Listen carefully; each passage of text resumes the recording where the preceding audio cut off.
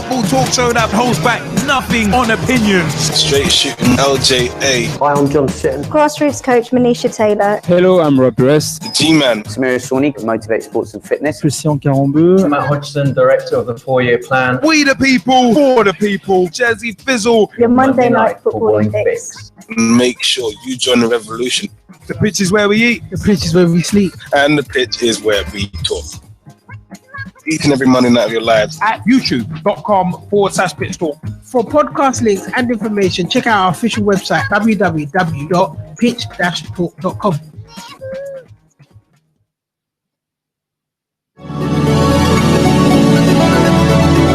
Hello, I'm Rob Russ. Grassroots coach Manisha Taylor. Christian Carambeu. Matt Hodgson, director of the 4-year plan. Eva Carniero. I'm Rob Lusher, Andy Copeland from the Glennet Southern Amateur League. Philip Wick, I'm CEO of 14. Former chairman of Ibis FC. Chairman of Alexandra Park FC. And you're listening to Pitch Talk, the only place to get your Monday night footballing fix. Because the pitch is where we eat. The pitch is where we sleep. And the pitch is where we talk. Make sure you join the revolution, the football revolution.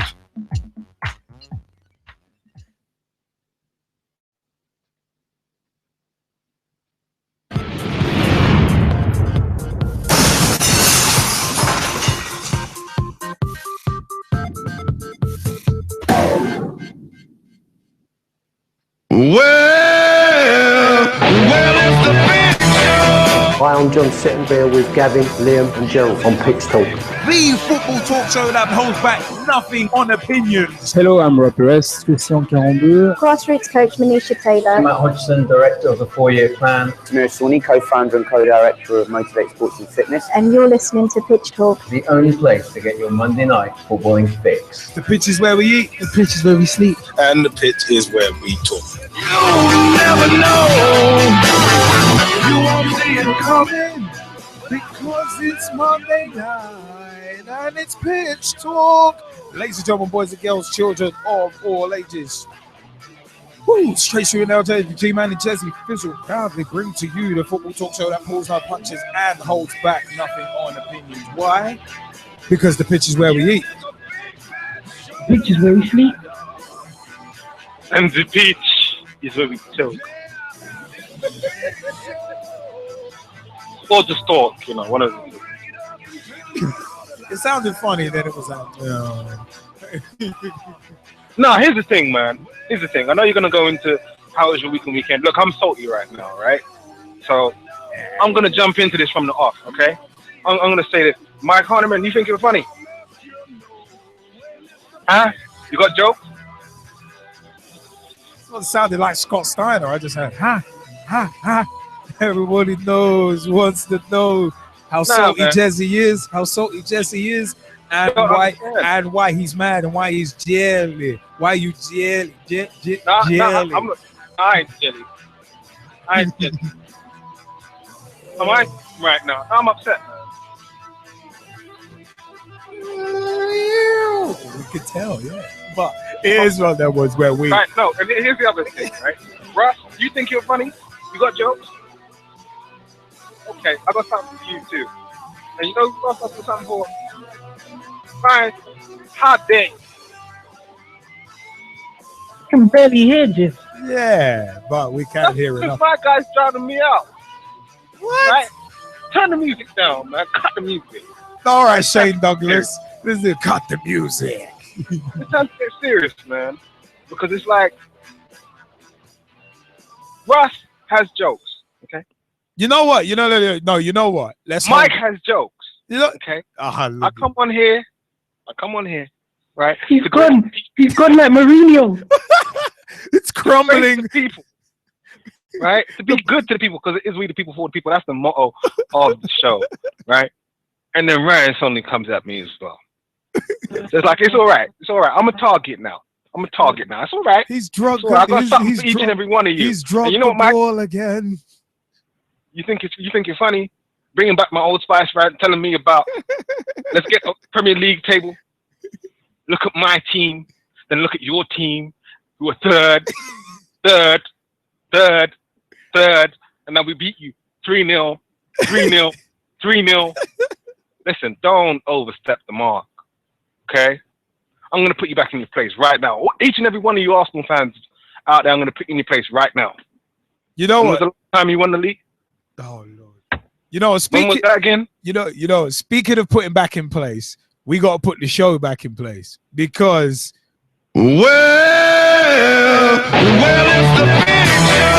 Hi, I'm John Sittenbeer with Gavin, Liam and Gerald on Pitch Talk.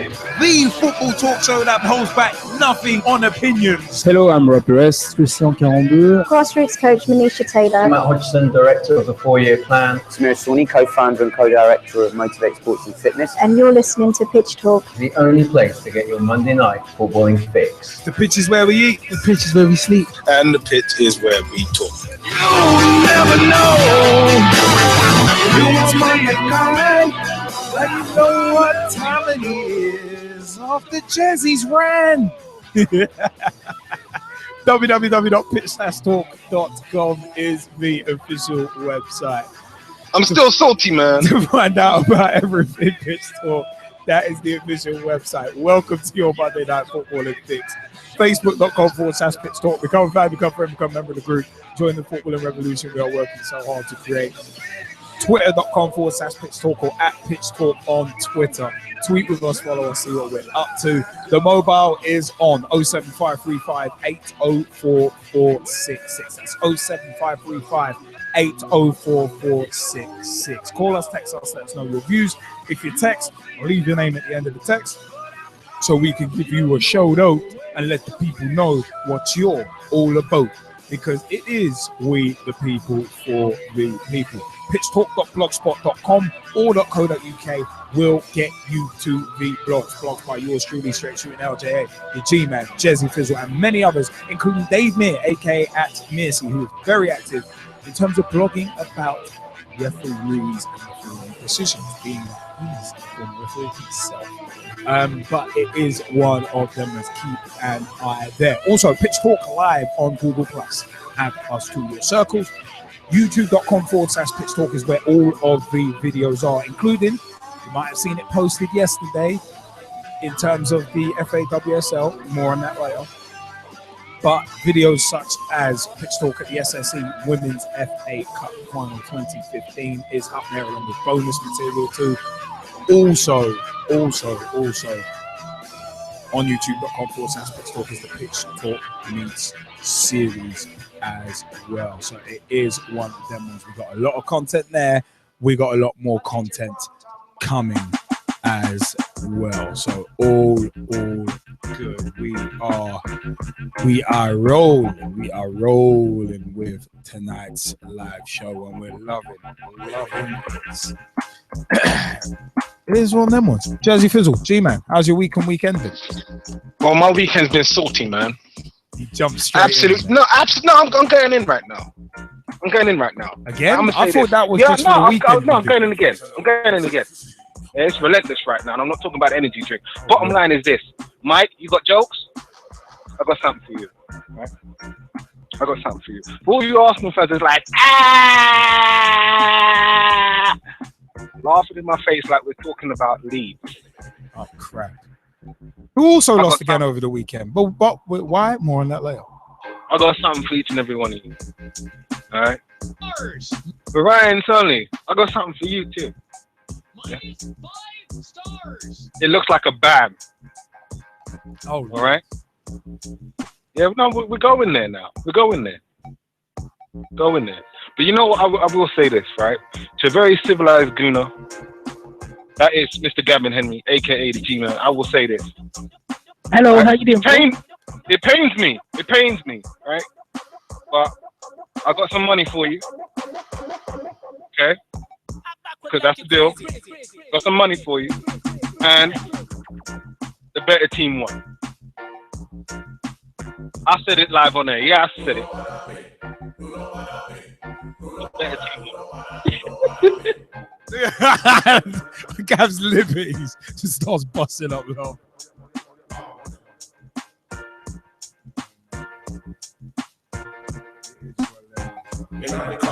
Now, Gav, you can say something now. Yeah, we can ask you about your week and weekend. You already know I'm salty, so I'm giving it over to you.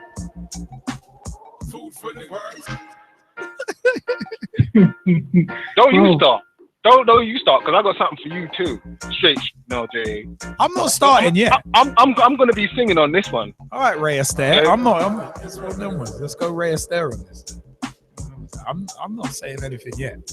But G-Man, how was your week and weekend? You know, before I get into my week and weekend, I've got to say this sounds like a skit from Biggie's album. You know, Slap Off the Death, Kicking the Door. If anyone remembers it, the skit. Yeah. Why are you so mad? Why are you so mad? The angry rapper. Oh, it's one of them was Arsenal kicked in Man United's back doors inside of 20 minutes. We can't beat Arsenal when we're playing blind and young at the back. Man, I don't know what's happening, man. We won how many titles and we just can't beat them. We can't beat them. I don't know what's happening. I mean, I don't know what happened to the defense, the defensive naivety of Blind and Young. I mean, they looked like they were blind and young by the way they were playing today, and I don't know what's going on with that. But yes, we will have to sort this out very soon before the next match. We will have to sort this out. Thanks for the extra salt. Jersey's rant was proper salty. They done the invincible thing. It was alright. It was a ride. We don't won the treble though. We won the treble. So salty, Jersey, man. You need to leave that alone. You lost. Liberty. Nah, I need to go. You know what? I need to go get some vinegar. You said you need to leave it alone. No, all honesty, I can't. You know what? It would be lovely to just banter out Jersey all day, but I gotta say the week didn't really start too well with what happened earlier on in the Champions League, and you know it got better due to Sunday, but you know it was just an average week for myself. So I gotta say it was a bit of a and a R, and then a bit of a happy cheer at the end. That's my weekend. Hey, So as you know, mine was the complete reverse, right? So I'm extra salty now. Yeah, extra salty. The straight shooting one, tell the people, because it is with people for the people, about your week and weekend. You know what I will say is my week has been tremendous. Part of my weekend was a bit average. Merseyside derby, bit average. Brendan Rodgers being sacked, we'll get into that in spades later. Bit average in terms of the Liverpool side, a bit average. But in terms of the Ibis Eagles side, boy, my weekend was tremendous. That's all I'm going to say. My weekend was, well, Ibis Eagles and certain other reasons as well. It is one of them was, yeah, my weekend was tremendous. Saturday was tremendous. It was one of them ones where it was like, yeah. Like some people might have seen on Facebook, it's like the way things are going with the Ibis Eagles merger. It's one of them was I think I am more prolific than most Premier League players at the moment. It's one of them ones. I am actually 1 in 2 for the Ibis Eagles 5s. I'm quite happy with that. But yeah, scoring my second goal in a year and a half. No, my first goal in a year and a half, but my second in 8 years. I was very happy this weekend. So yeah, big shout out to the Ibis Eagles 5s, especially Poya as well. Like that corner was just perfect, and picture perfect corner. So yeah, I'm actually very happy. And you call that prolific? Mate, I'm more prolific than certain other strikers. I am as prolific as certain other strikers right now in the Premier League. So hey, but yeah, it is one of them ones where it's like, yeah, man, the Ibis Eagles are absolutely flying. So it's one of them. It's one of them. Yeah. Also, one thing that I have found. I got the seal reference, so well done to you. Oh Lord, I was gonna say one other thing that actually is quite funny at the moment as well is what's it? 20 minutes into Netflix and chill. No. That is pretty funny. That is too funny.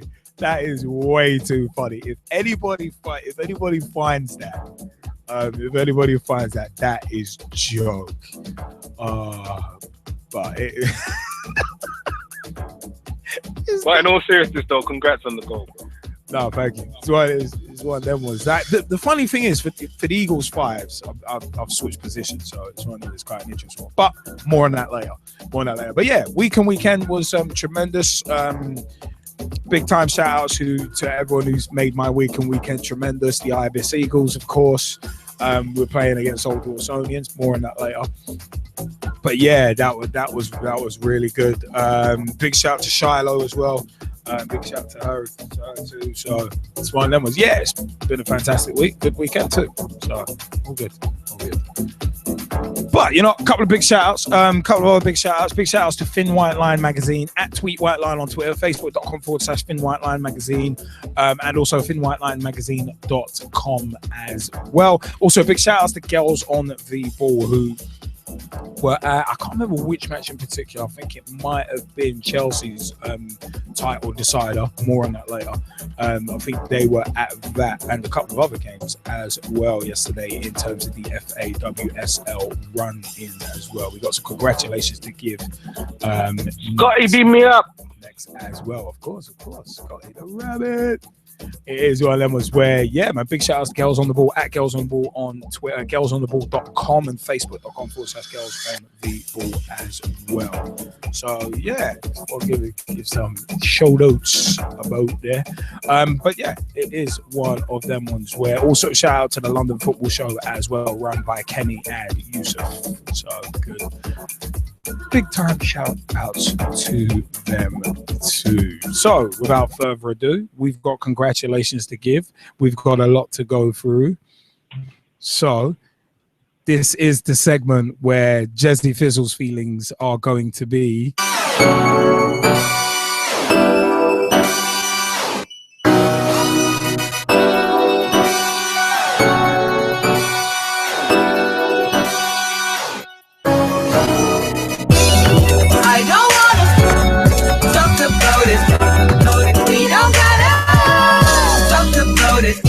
that's going to be Jesse's feelings very, very shortly. So let's go. So much so, right? I'm like, let's cue that up before I even say anything.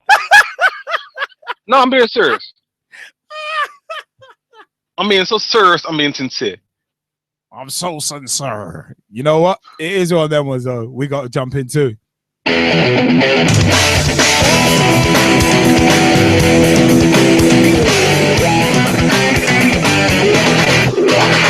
Results and analysis.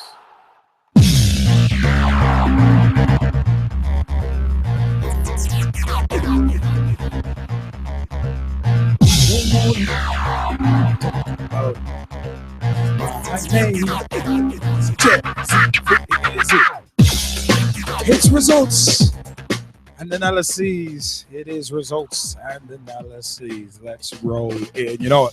Tuesday, 29th September, the Champions League is where we're going to start. We're going to start with Group E. Barcelona 2, Bayer Leverkusen 1. Papadopoulos scoring on 22 minutes. Sergi scoring on 80 minutes and Luis Suarez scoring on 82 minutes. Barte Borisov, a.k.a. the Barte Boys. Barte Borisov 3, Roma 2. Stasovic opened the scoring on 8 minutes. Mladenovic scoring on 12 minutes. Mladenovic, scoring again on 30 minutes. There was a drawback to the next goal. If you can guess who scored that. 66 minutes. Gerald scoring, and on 82 minutes, Torresidis scored for Roma, but Roma went down to a 3-2 defeat. Speaking of 3-2 defeats, G-Man, next result's yours.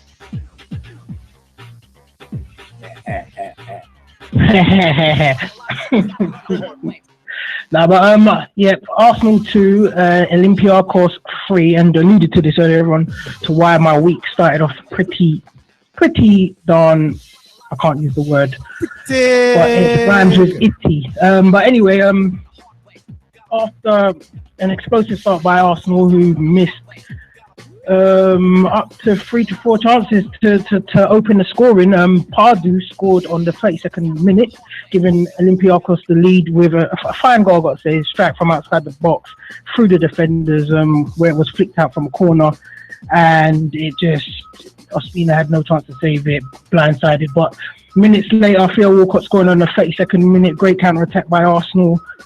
And Theo Walcott stepping up to the plate and fortunate. Some would say fortunate because it ricocheted off the goalkeeper. But, you know, when you're a striker, you score them however you can.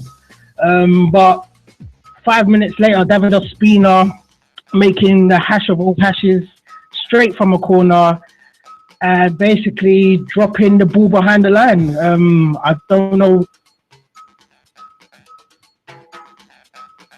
Dropping the ball behind the line, yeah. Yeah, all I'm going to say about Ospina is -5 stars because that clang on you felt about it, but yep, -5 stars definitely for that. Personally, I think he should have punched it because he didn't look like he was ever in control of the ball in the area that he was, and he realised too late that he was going behind the line. You know what? But when I saw that clanger, my reaction was literally, tell me I did not just see that. It was literally I'm like, what? Trust me, Liam, it was devastating. Trust me. You know, you just want to hear the wall of silence when it happens. The wall of silence at the Emirates. Just imagine you've just equalised. Everyone's cheering, trying to get in the mood of celebrating the goal that Walcott's just scored. And then all of a sudden, David Ospina goes and makes that hash. And, you know, the circumstances behind him being in goal in the first place was under scrutiny. But getting on, Sanchez scored on the 65th minute, which basically was a great link-up play between him and Theo Walcott. Theo Walcott giving him an assist with chip into the box. Sanchez leaping above the defender with his small self and, you know, heading it into the goal. Arsenal basically should have gone on from there and taken the match, but it wasn't to be because Finn Bogerson scored on the 66 minutes, just a minute later through absolute slack attitude, not just defending, the attitude of Arsenal, who basically the players were from the goal kick walking across the pitch as if they had already won the game. And it was absolutely disturbing to see that goal go in. And from that moment in, you just thought, you know, Arsenal were throwing this away. So it's a bit like when we played Anderlecht last season. But overall analysis of the game is, you know, you've probably heard it all before over the weeks, spoken about it on the wall. You know, it was just a poor performance. Personally, I can't say that I was concerned with Ospina being selected. But, you know, I do agree with if you've got to go out to the Champions League with your strongest team at all costs. It's not the Carling Cup.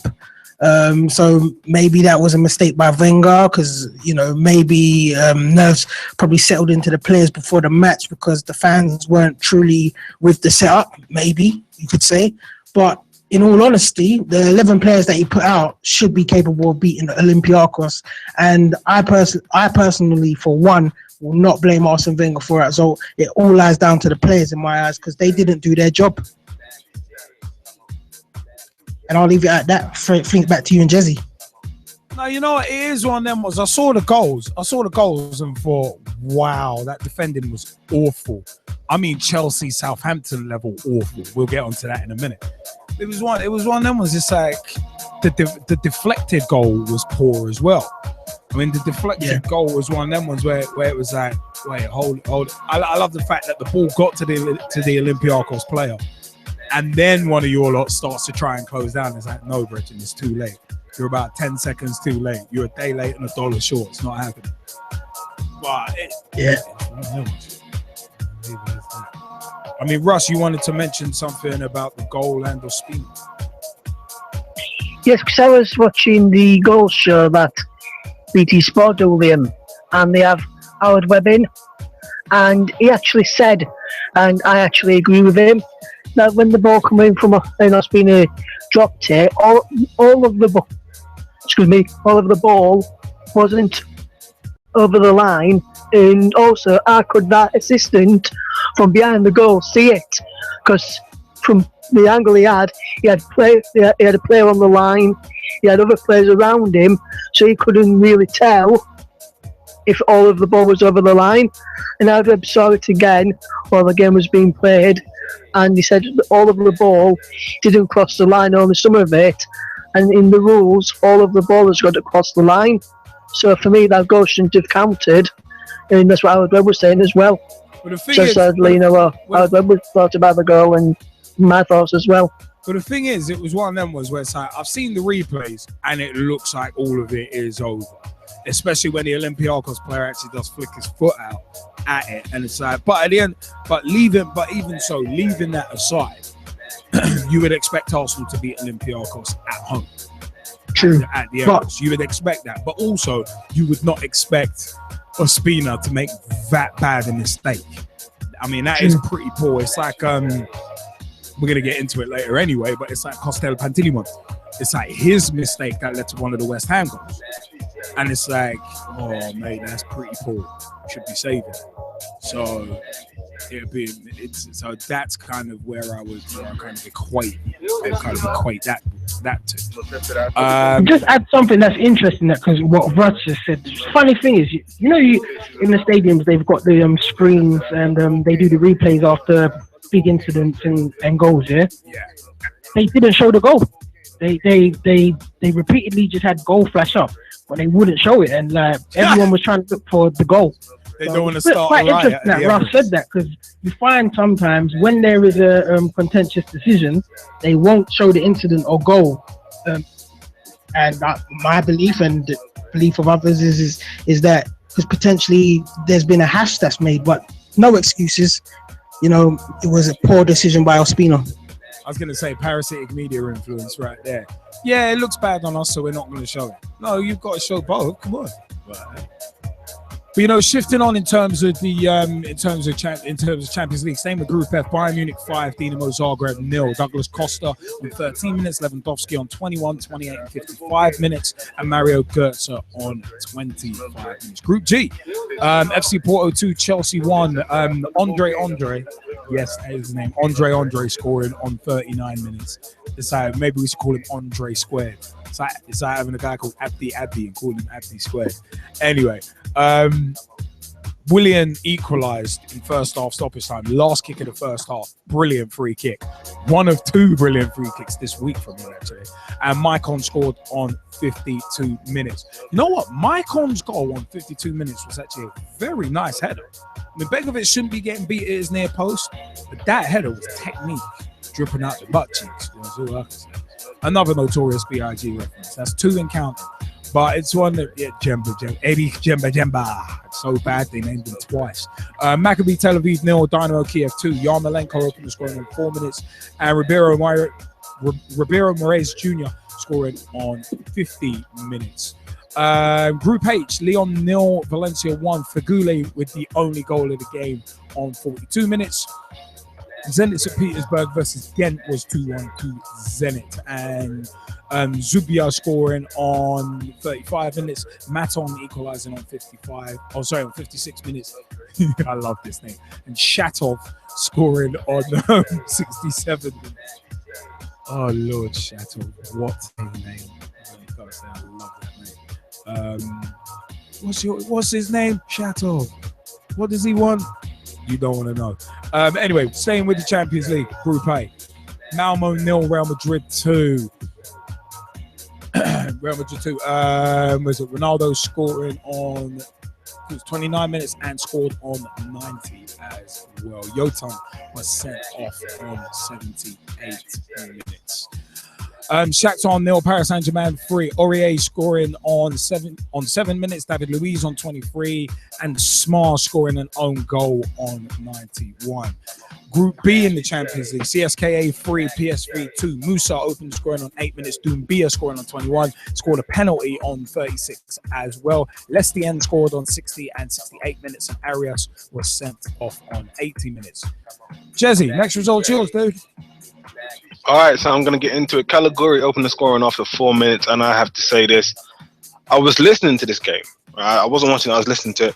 But when I heard that, I was just like, really? 4 minutes?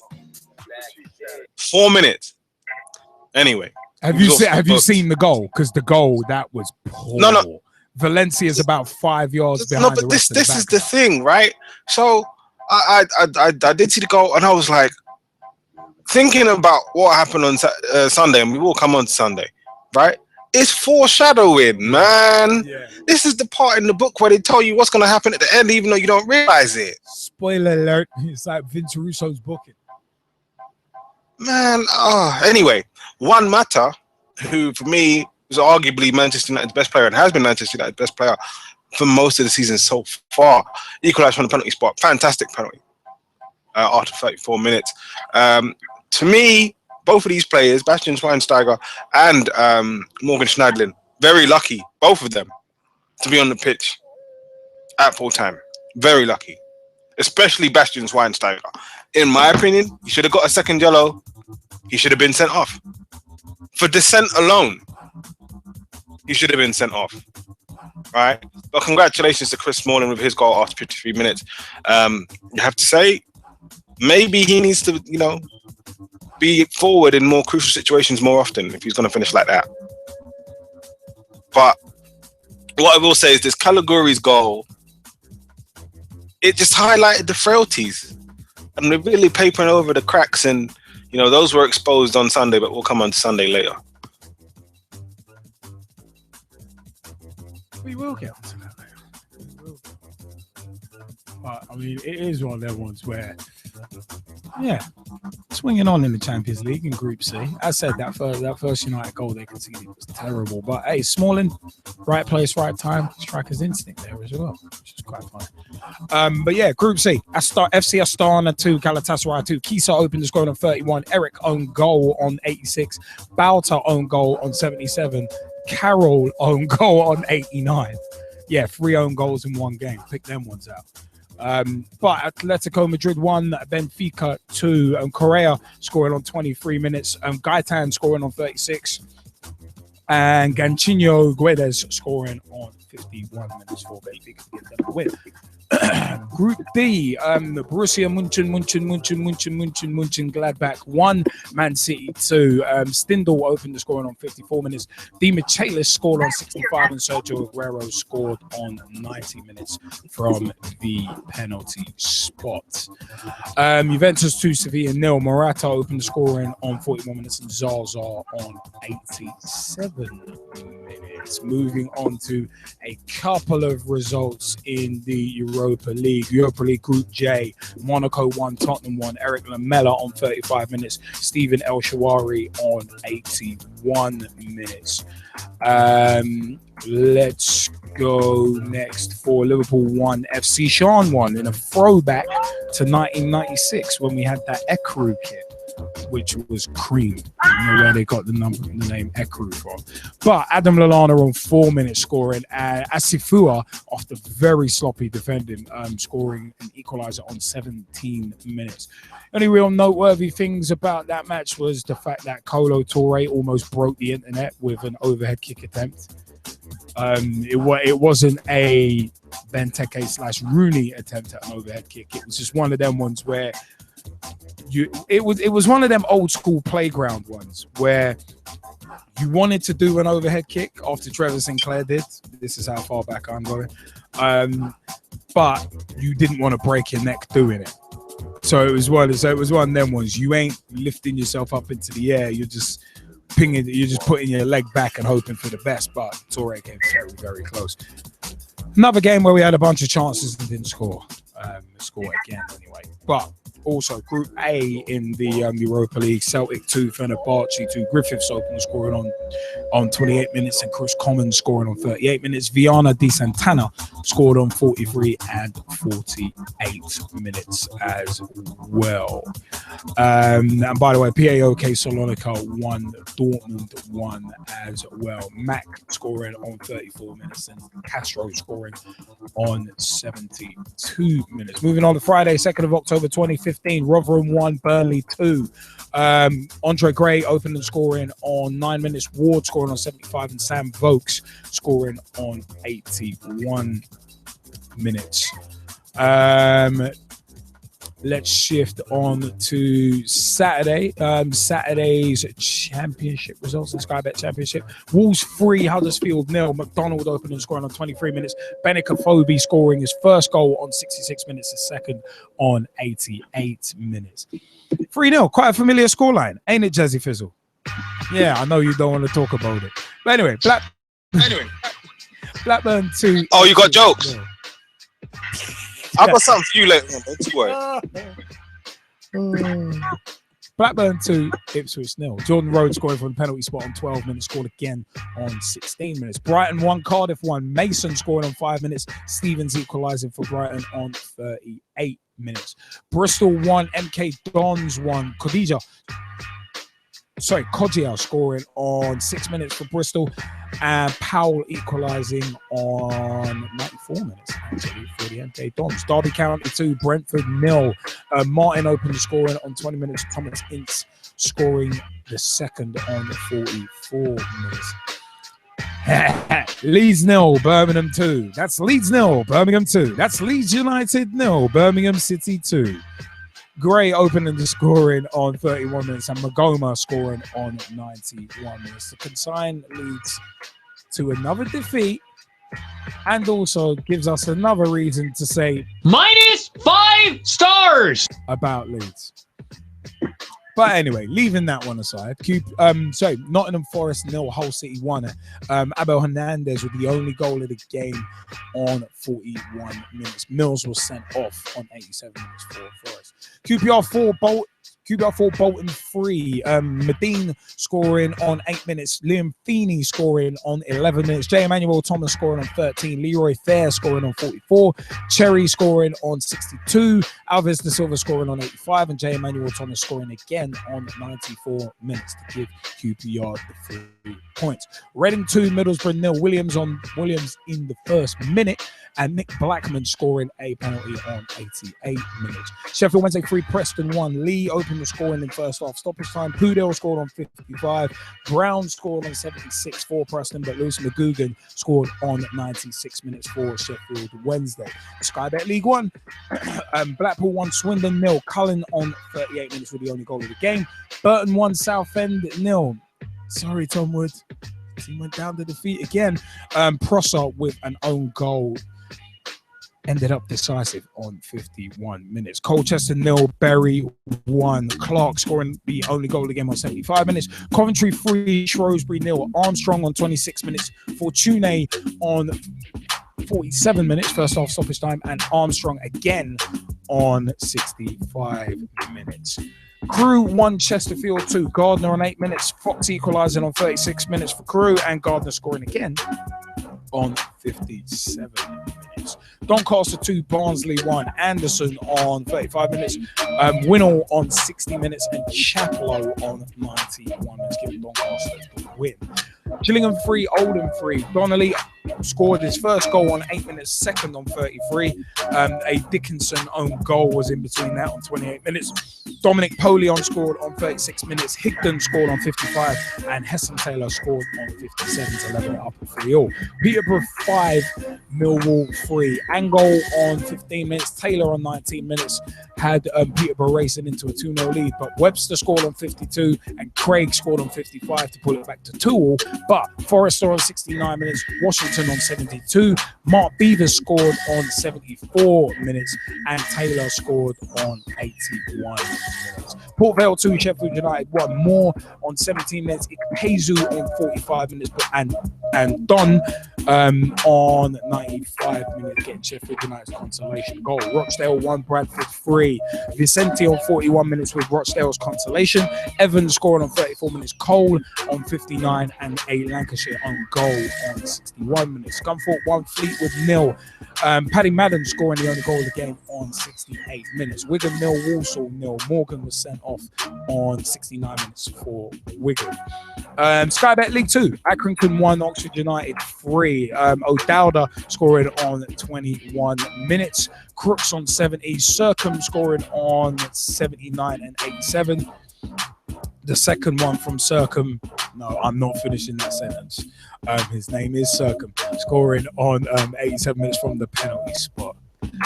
Wimbledon 2, Barnet 0. Taylor on 7 minutes and Rigg on 94 minutes, getting the second. Dagenham Redbridge 3, Mansfield 4. Benning on 6 minutes. McClure on 9 minutes. Simpson reference in there. Chambers on 30, scored again on 32. Green scored a penalty on 37. Pierce scored on 81, and Yusuf scored on 85 minutes. Give Mansfield Town the win. Hartlepool 1, Luton Town 4. Smith on 17. Marriott on 53. Again, Marriott on 57. Lee scoring on 91, and Billy Painter on 44 minutes got Hartlepool's only goal. Leyton Orient 3, Notts County 1. Moore on 16 minutes. John Stead equalising on 46 minutes, but Simpson on 79 and Moore on 84. Sorry, Big T. We got to throw them T's up even in defeat. But Morecambe 3, Bristol Rovers 4. Mansell on 28 minutes open scoring. Miller equalised for Morecambe on 43. Bowden scored on 47. Matt Taylor scored on 58. Barkhusian scored on 60 minutes. Harrison scored a penalty on 80 minutes. Mullin scored a penalty on 87 minutes. So mad ones there. Newport 1, Exeter 1. Grant on 61. John Lewis on 73 minutes. Never knowingly undersold. If that's scripted out, I'd be surprised. Plymouth 2, Crawley 1. Reed on 43 minutes. Deacon equalising on 85. Deacon. I don't think anyone will really get that reference, but anyway, Boateng on 89 minutes. Portsmouth 0, Yeovil 0. Stevenage 0, Carlisle 1. Mike Harniman was not happy about this result, I can tell you that much. Miller with the only goal of the game on 82 minutes for Carlisle. Wickham 2, Northampton 3. O'Neill scoring on 2 minutes.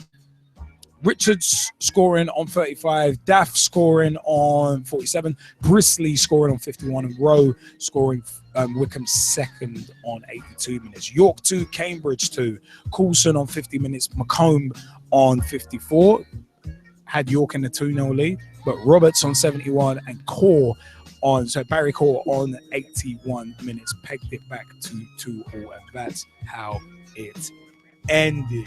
Let's shift to Sunday in terms of championship results. Sky Bet Championship: Charlton 2, Fulham 2. Ryan Tunnicliffe on 32 minutes. Ross McCormack on 59. Jackson on 81 for Charlton, and Cousins on 96 minutes, equalising for Charlton, and that's how it ended. We're going to get into the Premier League games and the FA WSL games in a minute. But who's jumping in first on the Championship, League 1 and League 2 matches? Ryan, have at it. What games you want to comment on? I'm going to talk about Borough first. I mean, their second defeat of the season in the league. I mean, losing 2-0. I mean, Reading are a bit of our bogey side, but oh well. Things like that happen during the course of the season.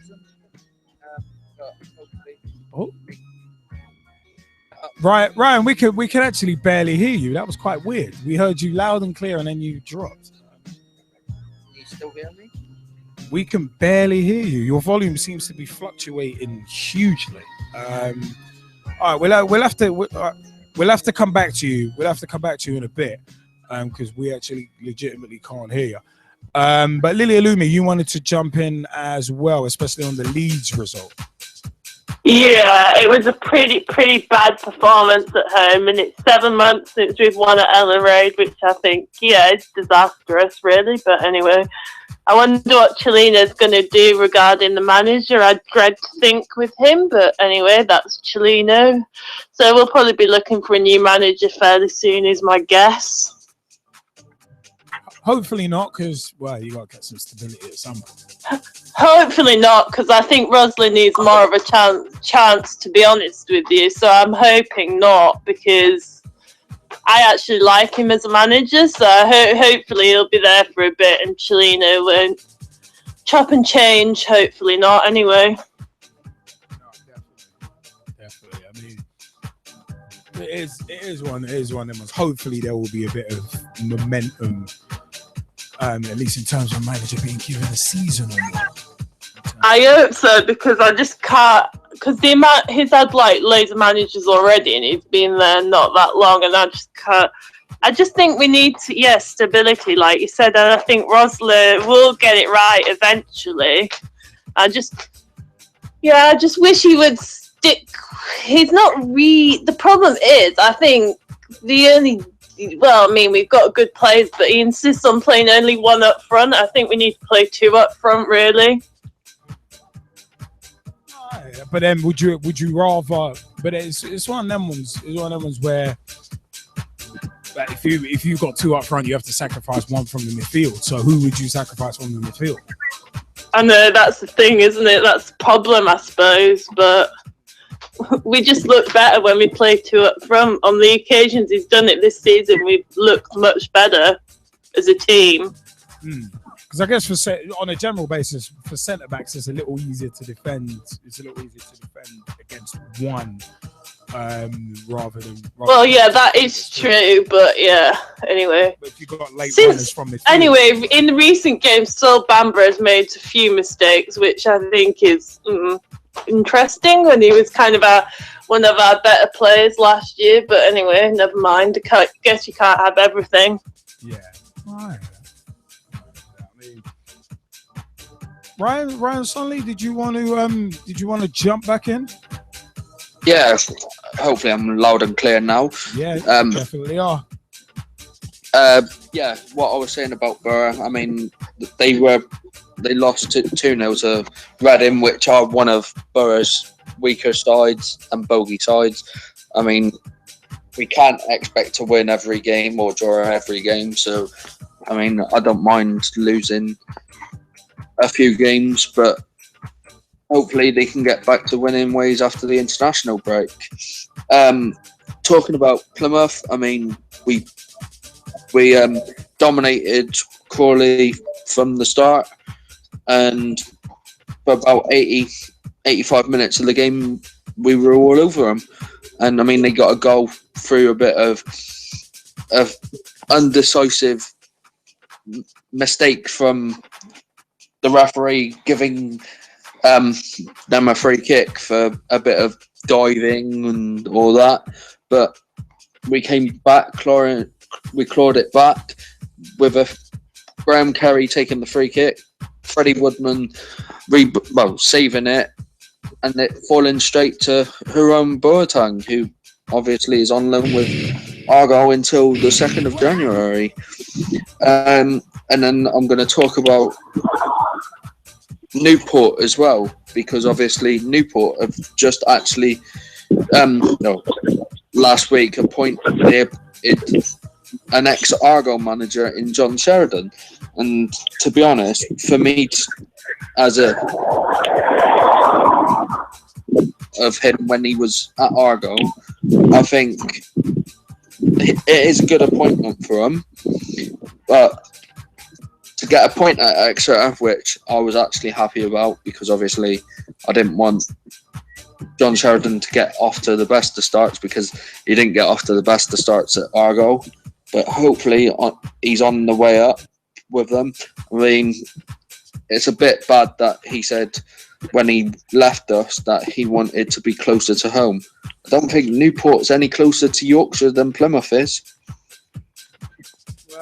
Well, leaving that aside, it is one of those. It's one of those. The only thing you can really try and do as a manager is try and start well. But good luck to him at Newport.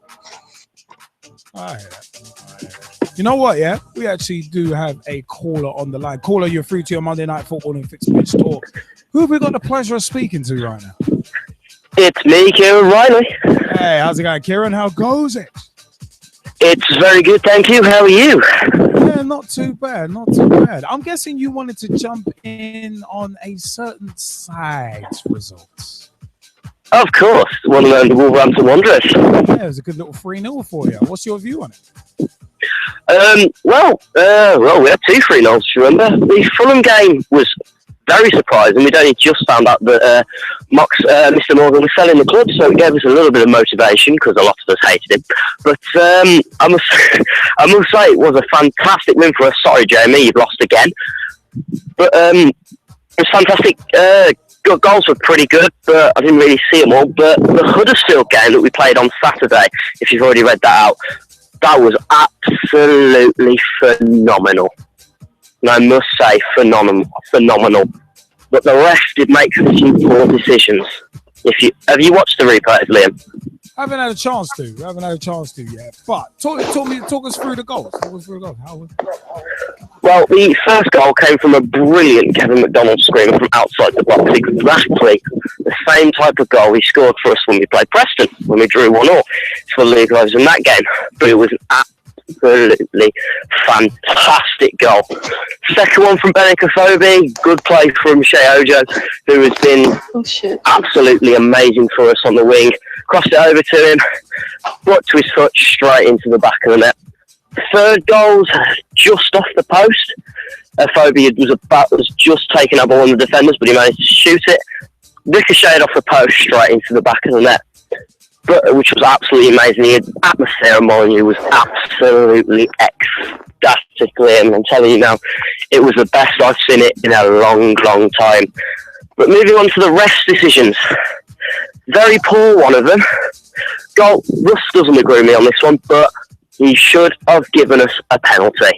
It was clear Huddersfield's goalkeeper got a foot onto Adam Lafondra, made him trip over, should have given us the penalty. Instead, he booked Lafondra for diving, which, to be honest, I don't agree with. He should have got the penalty for that. But other people say, including us, say it wasn't a penalty, but it was, in my eyes, and 95% of the Wolves fans' eyes. But no bias there. Then.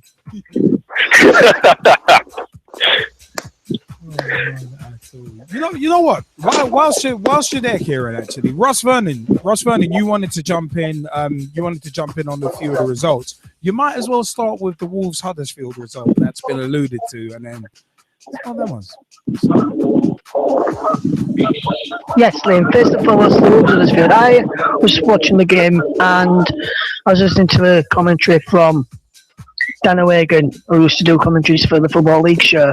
And from my view and his view, Adam Lafondra, the player who he thinks got brought down by Jed Steer, actually got a foot. Didn't get a foot to the ball first. It was going down before Jed Steer got to him.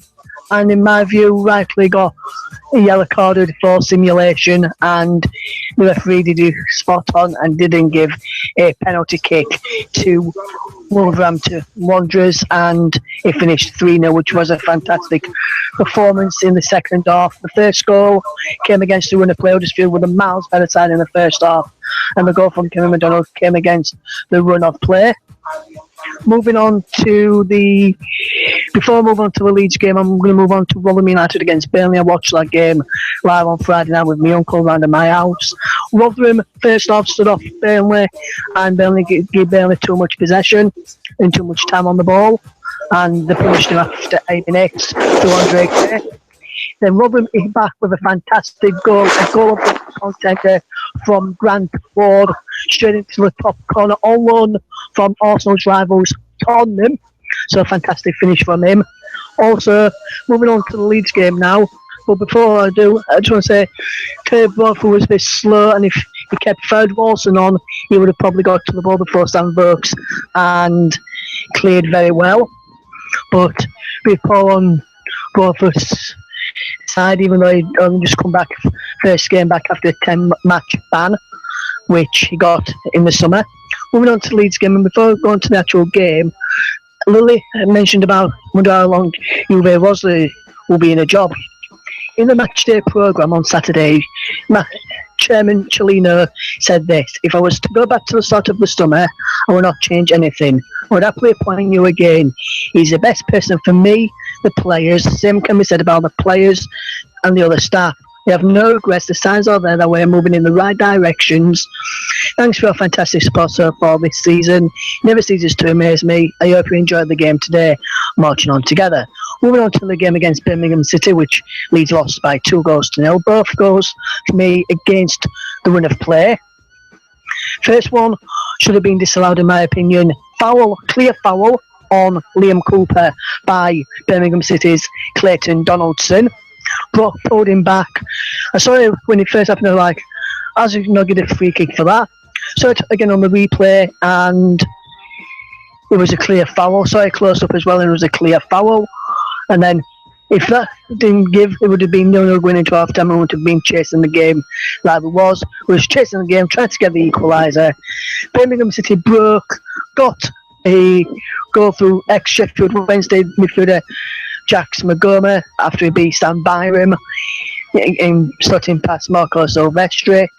And before they got the second goal, Leeds could have got an equaliser. Brilliant ball into Lewis Cook inside the penalty area. It was a fantastic shot, which Thomas Kozak saved. Birmingham then broke themselves, and if it wasn't for Charlie Taylor and Liam Cooper in the right place at the right time, Demore Gray would have had a second. Birmingham would have been 2-0. Fantastic clearance on the line. And so for me, it was a fantastic team performance. If we continue to play like that and manage to put our chances away, we'll have a good season. It's just that in the final third we didn't create as much as I thought we could have done. I also want to point out that in the games that we've played this season, Liam, when we have wore our white home kit, we have not won a game. The 2 games that we've won, Derby County away and MK Dons away, we have won, and we've played in our yellow shirts. Wait. So, hold on. So essentially, you know what? I just want to interject there before we got to move on. So essentially, your home shirt is a bad luck charm. Well, if your home shirt seems to be a bad luck charm, then to quote Vince McMahon, life sucks and then you die because you're going to be losing a lot more games if that's the bad luck charm. You're not going to lose a hell of a lot more. But it is what I will leave it. I will leave it as that. I mean, Brad Hicks has said, is there a bias with you, Russ? I didn't see a foul on Liam Cooper, which is interesting. I'll say that much. But I mean, just want to ask actually while we've got Kieran Riley on the phone. Kieran, are you hanging around with us for the rest of the show? Yeah, I'm just about to walk through my front door, so I'll be jumping on Skype very shortly. Tremendoso. Well, we shall let you go for now, and we will see you very, very shortly. Thanks for joining us so far, and we'll see you in a few minutes. But, yeah, it is one of them. It is one of them ones where I said if a home shirt is a bad luck charm, then you are royally screwed. You are royally screwed. So it is one of them ones where it's like, wait, home shirt's bad luck charm. But it is one of them ones. We just had a text through. Good evening, boys and girls. Hope everyone has had a good weekend. I'm tuning in via YouTube as I've got no Wi-Fi as of recently moved into a hostel. But we're not allowed to get Wi-Fi, so using my 4G on my tablet. May call in later for stuff of the week. Hope you're all enjoying the show. Get it, I can't come on Skype. Have a good weekend, boys and girls. Speak to you in those socials. Yours truly, the one and only Tom Wood. What's up, Tom? Sorry about the Southend result again. That was, man, it's a bit of a shame, but big shout out to Tom Wood, big time shout outs. You know, in terms of results, we are going to move on because there are congratulations to be given. There are actually congratulations to be given, and those were given on Sunday in the FA WSL. Arsenal Ladies won, Birmingham City Ladies 0, and Bristol Academy women 4, Liverpool Ladies 2.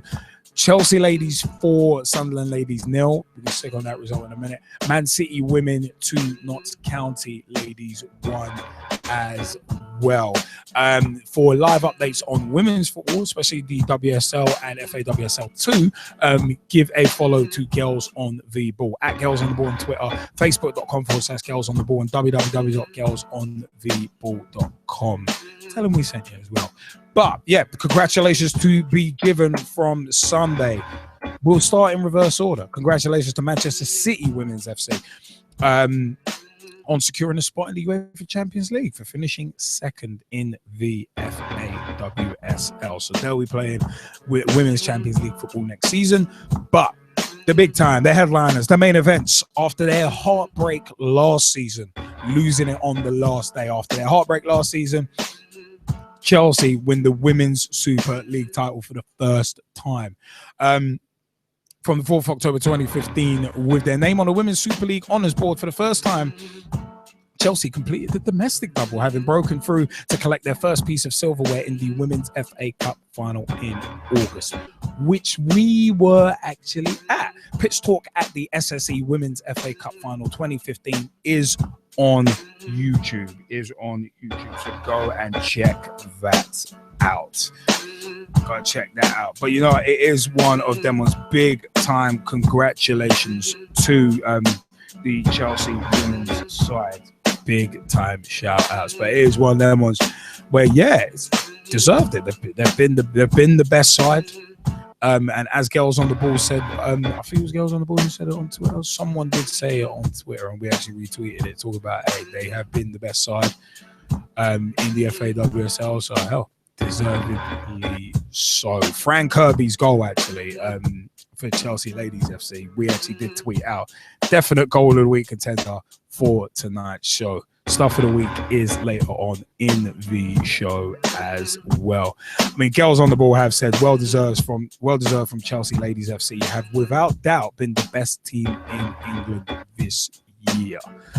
So it was Fran Kirby scoring twice, and Ji-So Yun and Gemma Davison scoring in the 4-0 win over Sunderland. It's a shame Beth Mead didn't get on the score sheet. Actually, she's been very, very good this season.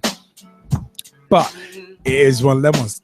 There's the congratulations. There is the congratulations as we move on to the Premier League. Coming back to Saturday, Crystal Palace 2, West Brom 0 in the early game. Yannick Bolasie opening the scoring with a super header on 68 minutes. Johan Cabaye scoring a penalty on 89 minutes. Aston Villa 0, Stoke 1. Arnautovic scoring the only goal of the game on 55 minutes. Bournemouth, the injury curse. Apparently there's some juju going on. Allegedly, it's one of them ones, but it is one of them ones. Birmingham 1, Watford 1. Glenn Murray opening the scoring on 28 minutes, and Igalo equalising on 45 minutes. Man City 6-1 Newcastle. That doesn't even begin to tell you the story, because Sergio Aguero scoring 5. I mean, it just actually does beggar belief, but he actually did score 5. Mitrovic opened the scoring on 18 minutes after it must be said very, very sloppy defender from Man City, but this almost awakened the Hornets' nest, because Aguero scored on 42, then on 49, then on 50. De Bruyne got in the act by scoring on 53, but Aguero scored on 60. And he scored again on 62. And they even had time to sub him off and put Wilfred Bonny on at one point. So it's why, and Aguero looked fuming. Well, not fuming, but he looked a little annoyed because he wanted more. Them fill your boots kind of games. But it is one of them ones where just mad. A mad 20 minutes. 5 goals in 20 minutes. Lewandowski scored what? I think it was 45 and 9, so it was like trying to one up it, but anyway. But it was one of them. Was Norwich 1, Leicester 2 is the next result. Result that Brad Hicks will be happy about as Leicester continue their good start, their very good start to the season. Jamie Vardy scoring from the penalty spot on 28 minutes. Schlupp scoring on 47 minutes, and Mbakane scoring on 68 minutes. Apparently, when Mbakane came on, he was very, very problematic, but Leicester ended up holding on. Speaking of holding on, this result and the surrendering of this league cost them well. Ended up causing a man to walk out from his job. Why? More on that later. Sunderland 2, West Ham 2. Stephen Fletcher opening the score on 10 minutes. Lens scoring a quality finish on 22 minutes. Lens was booked on 31 minutes. Keep this in mind, because Carl Jenkinson scored in first half stoppage time. So that's Sunderland 2, Sunderland 2, West Ham 1. Bear that in mind. Lens was sent off for a second bookable on 57 minutes and kind of scissors tackles. 2 poor tackles in all honesty. But Dimitri Payet scored on 60 minutes to equalise. And wow, Sunderland, at least it was a point, but it should have really been 3. But speaking of 3, Chelsea 1, Southampton 3. Willian with another goal of the week contender from a dead ball situation on 10 minutes, scoring the opening goal. And you thought to yourself, it's probably going to go Chelsea's way. But Davis scored on 43 minutes. Mane scored on 60 minutes and Graziano Pella scored on 72 minutes. And you know what? Southampton were great value for this victory. Chelsea at the back, oh my God, Mane made John Terry look like a fool. It was one of them ones. Cahill got made to look like Ivanovic looked like he didn't know whether he was coming or going. Even Dave Azpilicueta looked like he didn't know where the hell he was going. It's like, it is one of them ones where Chelsea fans would have been thinking, I don't know what the hell's going on here. Wait a minute. But I don't like it. I don't like it at all. And I'd actually like to say also to Jose Mourinho, him saying, "Oh yeah, the ref didn't give us a couple of penalties." You might want to look at Branislav Ivanovic. You might want to look at him literally trying to rip the shirt off one of the Southampton players' backs. All I can say, Jose Mourinho, in your 7-minute rant. If I want any crap out of you, I'll pick it out of your teeth. That's where I'd go with that. I'm going to leave it as that. Anyone jumping in on Saturday's results before we move on to Sunday? Yeah. I'll jump. Oh, God. Well, I'll let the G-Man go first. Considering, you're ever so kind of you, Jersey people. Kindness, he's going to be all night. 3-0. Just looking at the Crystal Palace match, I gotta say that big shout out to my brother J-Man Jerome, who works as a steward, security down there on Saturday. So he obviously done the job and helped them with their defensive strengths. Cause like that 2-0 victory, brilliant. Crystal Yannick Bolasie, especially his goal. Good goal for him to get, especially, with him returning, soon after his dad's passing and, going to the funeral and coming back, scoring a goal. It must have, meant a lot to him. But also a big shout out to Junior Vuru, a friend of mine, who we had a debate about Kabayi about a week ago. He was talking about Kabayi's gone backwards. Well, if you ask me, Kabayi seems to be moving forward, whereas Newcastle are moving backwards. Don't know what anyone else thinks about that, but you can have a say on that later on. Also, Man City, you touched on it. Aguero, sublime, 5 goals. It was a great match for him. Again, touching on Newcastle, I guess. Big shout out to Junior Vuru again. He did. Aguero didn't touch on Newcastle. He took a sledgehammer to him single-handedly. Single-handedly, yeah. Single-handedly pulverized them. But, you got to say the midfield around him with De Bruyne and Silva, they absolutely they helped him so much, and they gave him so much going forward. And, all credit to Aguero being as prolific as he is and putting the balls away.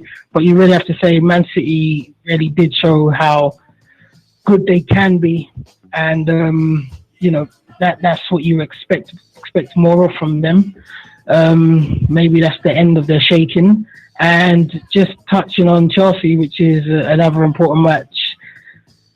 Because Mourinho, to be honest, I think Mourinho's antics from the beginning of the season, really and truthfully, before the beginning of the season, Community Shield has really come to backfire on him. And, he's done a lot of talking.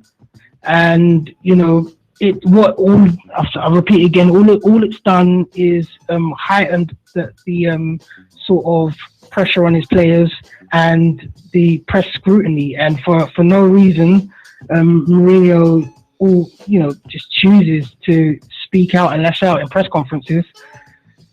And, for whatever reason, he says things really and truthfully where, it is all fun and lighthearted maybe to him, but can be offensive and a bit abusive if you think about it. Some of the stuff that he said to Arsene Wenger in the past, and some of the stuff apparently he might have said to Carniero. It's all coming. Basically, it's all karma. It's all coming back to haunt him. Chelsea under serious pressure. He looks under serious pressure, especially after his 7-minute rant. The performance from the Chelsea players itself was, extremely poor, especially in the second half.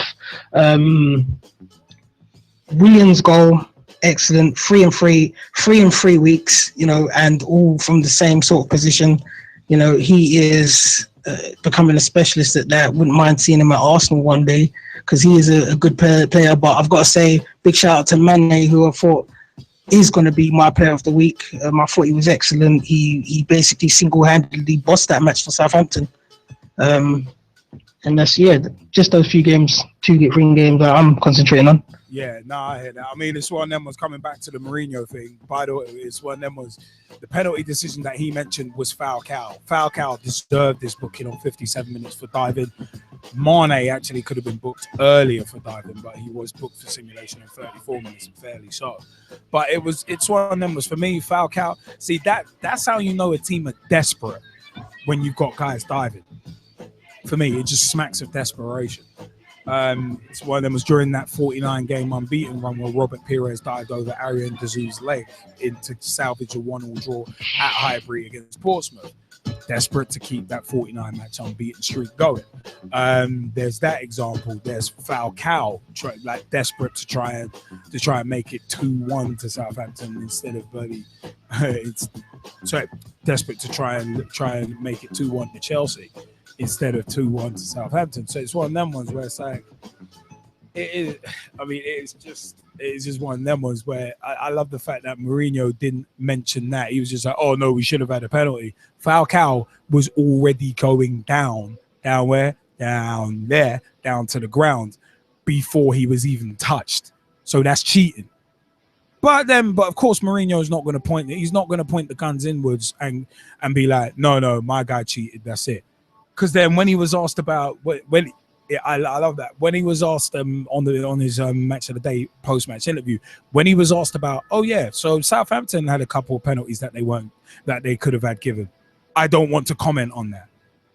You see, this is why people like Mourinho annoy me, because he will shoot his mouth off. He will shoot his mouth saying, "Oh, we should have had 2 penalties. We should have had this penalty. We should have had that." Won't admit that Falcao dived, and you know he had seen the footage. He's one of them ones. Won't admit that, but then when he gets asked about the Southampton penalties, that there was one. I said there was the one that where Ivanovic is trying to rip the shirt off one of their guys' backs. It's one of them ones he don't want to comment on it. See, if he was gracious, if he was humble in defeat, then I don't think people would mind him so much. But because he's not gracious, because he's not humble in defeat at all, I think that's personally one of the things that really annoys me about it. Because he's willing to talk smack about, we should have had this, we should have had that. But what about when it goes against you? You don't want to talk about it. Yeah, okay, cool. Parasitic media flexes. But as I said, if I want to crap out of Jose Mourinho, I'll pick it out of his teeth. By the way, Chelsea have actually put out an official statement on their official website talking about giving him a vote of confidence. When in football has a vote of confidence from the board ever been a good thing? And the silence says it all. It sounds like a kiss of death to me. Yeah. You know, like Jada, mwah, kiss of death. So if you got that reference, well done to you. But yeah, it was just like, I don't know, man. As the G-Man said, I personally believe the pressure is on Jose Mourinho. I'm talking about vice grip pressure. Yeah. And he's brought a lot of it on himself, as the G-Man said. I think the bus has not only been broken down, it's been blown up, considering how poor Chelsea's defense is. Well, the thing about it is that, you know, every team is more or less destined to face this kind of challenge, and it's what you do in light of the challenge. And this is uncharted territory for Jose Mourinho, right? Because as far as I can remember, he hasn't been in any situation where this kind of run has gone on for so long, right? So both him and his players have to find a way to, well, fight through the pain, to be honest. Because right now, they're in disarray. You're talking about the penalties. I want to say this. I actually thought Sadio Mane could have had 2 penalties. And I thought that the booking was a bit harsh. Did he go and emphasize the challenge? Yes. But was it a foul? Yeah. Was it a penalty? Yeah. On both counts. It's just the way you went down, though. That's the thing. The way you go down sometimes counts against you. No, I know. But what I'm talking about is the actual letter of the law, which is, was there contact? Yes. With Therefore, Ramirez, is it a foul? yeah. Yes. Therefore, is it a penalty? Yes. Right? Go straight past goal, collect £200. Yeah, very, very easy. We're not even talking about Monopoly. Right? So, for all the complaints from Chelsea fans saying, oh my gosh, we got a penalty, why do we get a penalty? Sadio Mane should have had 2. So there you go. Yeah, exactly. That balances itself out. He did absolutely bully. He bullied John Terry and Gary Cahill. Them both. He was phenomenal. He was phenomenal. He was like AJ Styles. He was like AJ Styles in TNA in the Asylum days. The phenomenal Sadio Mane. And of course, talking of phenomenal, you have to mention Sergio Aguero. 5 goals, 20 minutes, absolutely brilliant. And of course, there was a absolutely otherworldly overhead kick from Kevin De Bruyne in the middle of all of that. Mad, didn't it? Just just in case that wasn't enough for you, that Sergio Aguero scored 5 goals in 20 minutes. I thought it was interesting that he got substituted though, because even though I'm not a Manchester City fan, I'm a fan of Sergio Aguero personally. I wanted to see him get a double hat trick. Yeah. I wanted to see that as a football fan because I felt he deserved it. He was just white hot in terms of form at that point, and he could have done it easily. And then of course Wilfred Boney comes and he has a great chance to score. He puts it wide, and you have to think, well, in the form that he was in, Sergio Aguero would have scored. You have to believe that. But going to the G-Man's point about Young Kabay arguably moving forwards, I think so. Because recently he started to pick up the mantle in terms of goal scoring for Crystal Palace now. He's arguably the main penalty taker now. Right, he's the one that will get the ball and place it on the ground. And you look at Newcastle and you just say, how did they capitalize on the early lead against Manchester City? That was a great chance for them to beat Manchester City. Well, I will say this, Perez, his goal should have stood. Yeah, it wasn't offside. Yeah, he was in line, yeah. It wasn't offside. It should have been 2-0. And I think at 2-0 it's a very different game. I do believe that.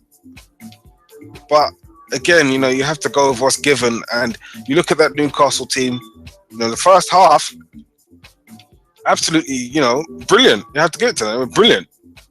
Second half, I don't know who came out of that dressing room, but it was not the players that came out in the first half. This looks like it was a wholesale case of the replacements, yeah, because that was just ridiculous. Absolutely ridiculous. I was saying at the start of the season about the decision to have Steve McLaren on the board being a very, very strange one. Right now, it looks asinine, to be fair. Because right about now, it's clearly not working. I'm not saying sack him. That's not what I'm saying. I'm not saying that. I want to make this abundantly clear. I'm not saying that he needs to be sacked.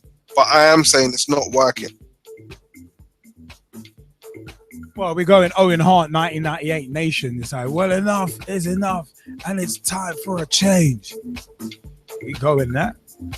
If we're going that way, then it's all good. But it's all fine. No, I'm not headed that way. I'm just saying that something needs to happen, whether it's a different training schedule or more video work or just more work on defensive shape, whatever it may be. Something needs to happen. Because right about now, what's currently happening, it's not working, or it's not working well enough. So it's going to be tough for Newcastle, but then I think the biggest thing is this, right? We can't have delusions of grandeur about Newcastle here. It looks to me like they're going to be in a dogfight this year. Oh, yeah. Oh, hell yeah. That's what it looks like. So, fans, you've got to brace yourselves, But there are also a lot of positives, right? Mitrovic scoring. I think once he gets running, he's going to turn himself into a potent force. Wijnaldum has been very good already, and I think he has the propensity to get even better. Janmaat has been particularly good as well. So there are the pieces there, It's just about it all amalgamating and coming together. That's all. Well, with Newcastle, they got to tighten up their back line as well. Yeah, there's that too. But you know, they have what's the name of their young left back? Oh God, can't remember. But he looks quite impressive as well. So you know, as I say, that there are pieces there for them. You know, and I do think it can come together. But one game that I do want to talk about, Leicester. Right, I want to mention Leicester because, as I said last week, they're the new hobby team. The Tinker Man, he's on point right now. He's on point. Can Jeffrey Schlupp become Leicester's Gareth Bale? I think so. Hopefully he's not the chimpy boy. I think so, because putting him in that advanced position, you could see what kind of attacker he is. And actually, I'd probably argue he's better as a wing back / left midfielder than he is a left back. I'd argue that. And, you know, that was a very tidy finish for his goal. And, of course, the man of the moment at the minute, right? He looks like he's taken over the mantle from Riyad Mahrez. And the guy I'm talking about is Jamie Vardy. Yeah? Well, Mahrez started on the bench, surprisingly. Well, that was the thing, right? But then I ask you the question, did it work? Well, yeah, it did in the end. Well, this is my thing. So, I'm like this, right? As long as Vardy keeps scoring, right? In terms of England, I don't think you can ignore him. Well, I think he has actually been called up to the latest squad, so it's like... No, I know, but I'm saying he deserves an actual chance, right? Because he's in form, right? Whereas you go and you look at, for example, Wayne Rooney, right? And I know he's the man behind the goals this evening. But the point is, in terms of form, is he there? No.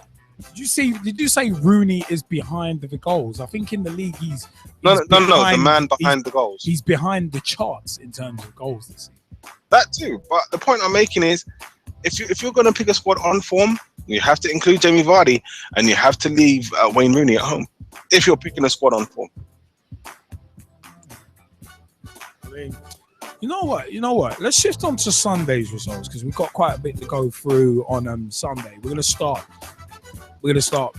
Sunday, 4th October 2015. We're going to start Swansea 2, Tottenham 2. Andre Ayew opening and scoring on 16 minutes. Christian Eriksen, another brilliant dead ball taker, scoring on 27 minutes. A Harry Kane own goal, a hilarious one at that, scoring in 31 minutes. And Christian Eriksen scoring again on 65 minutes. Two free kicks. That keeper, Fabianski, really should have done better with them both, especially the first one.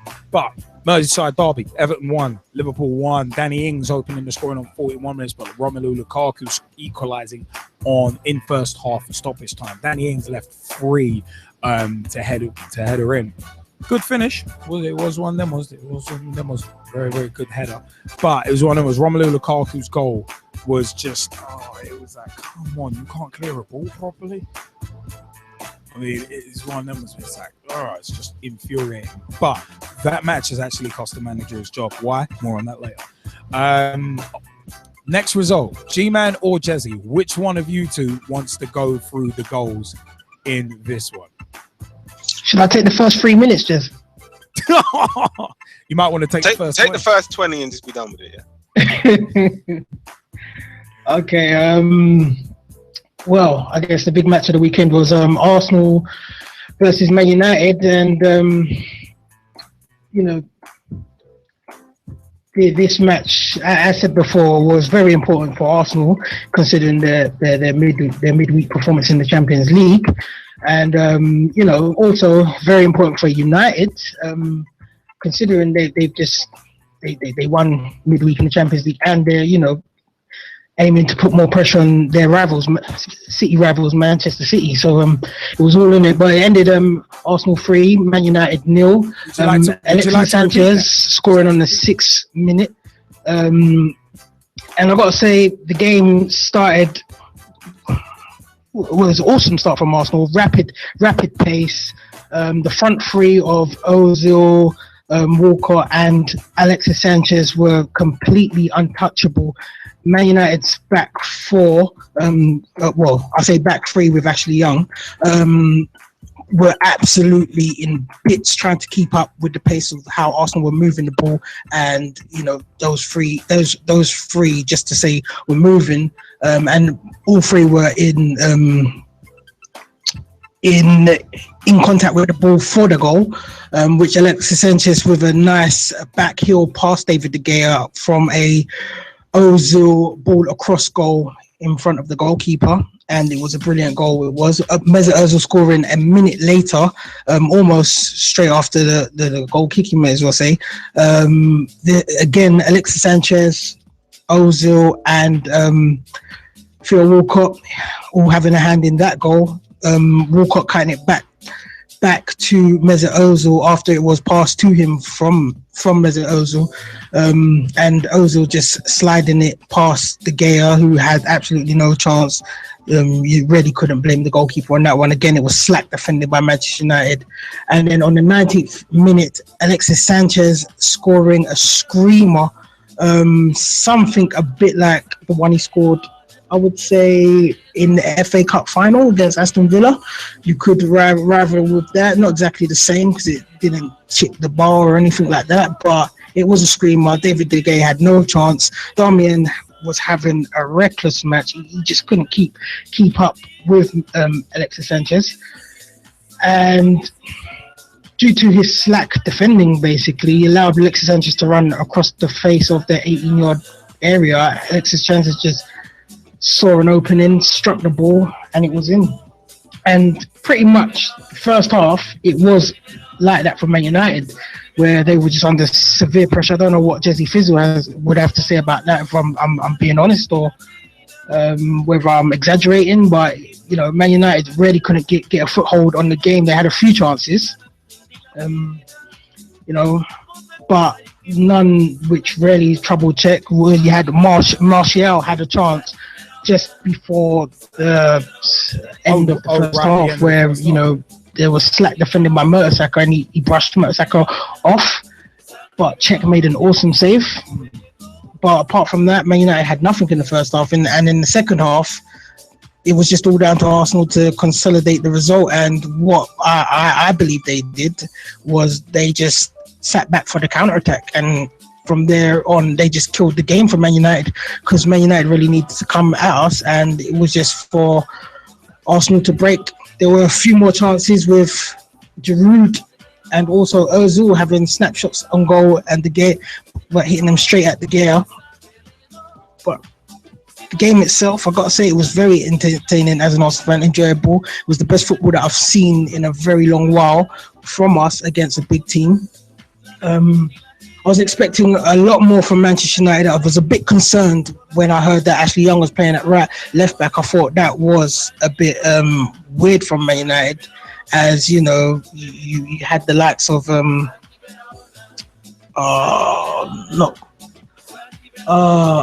the guy that makes the funny faces, Jess? Oh, Phil Jones, the gunner. Phil Jones. Yeah, Phil Jones. he is the world champion. I'm pretty sure Phil Jones was on the bench, so I'm not sure why he wasn't playing. Yeah, he was on the bench. I think he wasn't fully fit. Oh, he wasn't fully fit. Still, I would have played him over a fully fit Ashley Young at right left back. It was absolutely. I thought it was a terrible performance by him. And to be honest, I think Depay got the brunt of it, because if you've got someone who doesn't play a position regularly, and basically there's holes all in it, all on that left hand side. Depay's game is limited because he's got in two minds. He has to be back, and he has to play further back than he usually wants to play. And obviously Arsenal did have control of the ball a lot of the time in the first half, and Depay really couldn't get his foothold in the game. But to be honest, I just felt that he was substituted at halftime, and he was used as a scapegoat. And someone who should have got substituted at halftime, Schweinsteiger, who had an absolutely poor match, he didn't seem like he was in the game at all. Yet the likes of Fellaini comes on for. Who did he come on for? Was it for Depay? Yeah. So I really didn't understand that move there. And Valencia going to left back, just was even more laughable. But that's my opinion. Well, it's one of them was Darmian was poor as well, and he's naturally a fullback. Oh yeah, he got substituted. Poor. And it's like, boy, well, when you've got a natural fullback, absolutely crap, who's doing absolutely crap in the game, and you've got an out of position for a bloody winger actually playing crap as well, it doesn't really work. I mean, I would always play Antonio Valencia over Ashley Young anyway, but then Valencia was at fault for things going in the week. So it was a case of who do you go with? The best of the bad bunch. But Jezzy Fizzle, want to quickly get your views before we move on, because we do have. Yeah, no, I'm going to keep it brief, and I know that Mr. Ian Kerr is in the building, so I will keep it short. I will say this: Arsenal came out absolutely white hot, racing out the blocks like Usain Bolt, whereas Manchester United, they were like a giant snail. Right, they never really got it going. And that first, 2, 3, 10 minutes, 20 minutes, essentially the game was over, right? Not in terms of time, because there was still hope in terms of time. It was over in terms of belief, right? I think the players were shell-shocked, and that's what happened. Even Louis van Gaal said he was shell-shocked himself. He said it amazed him in terms of how poor the performance was. And I'll be honest, I was amazed myself, because, and he pointed this out, there was no fight, there was no aggression, no desire, no nothing. Everything was just flat, right? But the thing was, and the thing is with this Manchester United team, even though, yes, last week we were top of the league, and I said it felt good to be top of the league, and I still say that, even though some other people like to point out that their team's top of the league, even though we don't even know what league they're in. Yeah, I thought you'd like that one. Anyway, the point is, this is a team that's kind of been winning games even though they've been playing badly, and the fact that they've been winning and were top of the league, arguably one of the best leagues in the world, not one of those leagues that nobody knows that you're in. It kind of covered up the cracks, right? And even though I don't want to make too much out of the fact that Luke Shaw is going to be more or less done for the season, that was a very big blow. It still is a big blow. I think Rojo is also out injured currently, so that's also a blow. We need to sort out the fullback situation, and right now Manchester United are suffering. So something needs to be done, whether that's going to 3 at the back, or at the back, or something else. But something needs to be done, because that defensive frailty can't continue. Well, I mean, it's a case of Arsenal started. Arsenal were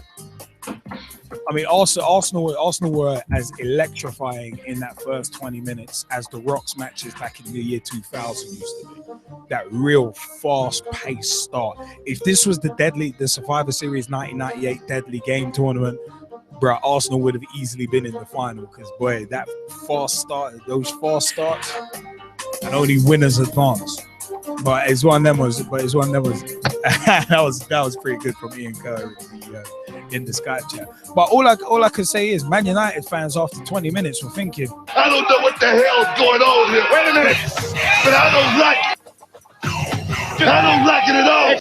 But I don't like it. I don't like it at all. Man United.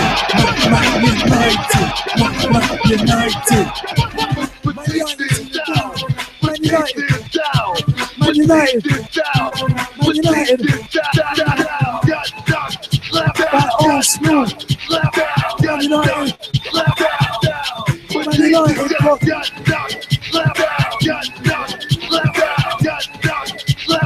We know he's not gonna win.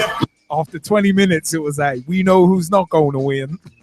So I will say this, right? It was particularly difficult for me because I was in the barber shop, I was in the chair, right, and the game's on, and this is just before Arsenal scored the third goal, right? So I'm in the chair, I'm having my shave and my shape up. My barber's got the cutthroat razor, right? And he's got it at my neck, and he's doing up my line and everything's looking nice and neat. But I can't show any kind of emotion, can't get upset, because I'm gonna get cut. Sliced. Right? I can't jump about. I'm gonna get cut legitimately. Right? So it was agony. Right? Because either I show some emotion or I get cut, or I actually force myself to stay still and watch this, and yeah, get cut basically. It is one of them ones where no, Man United. So my advice to everyone else: don't watch those kind of important games while in the barber chair and your barber's got a cutthroat razor at you. All right. And you better hope he's not a fan of a rival team. But hey, Man United deserve -5 stars.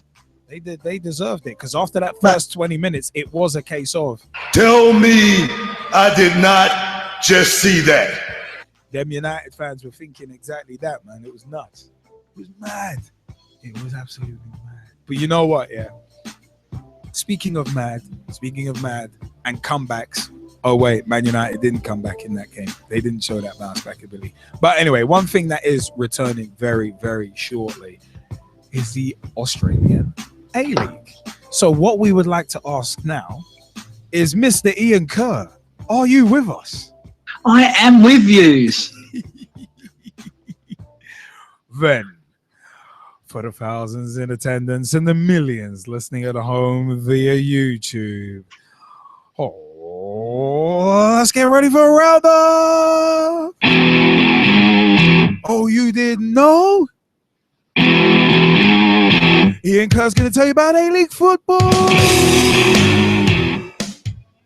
Oh, how wonderful it is to be serenaded on a Monday evening again by the number one serenader in the Pitch Talk team. Is serenader even a word? If it's not, it should be. Yeah, and it will, now, and it will be because the lady said so. I'm sorry.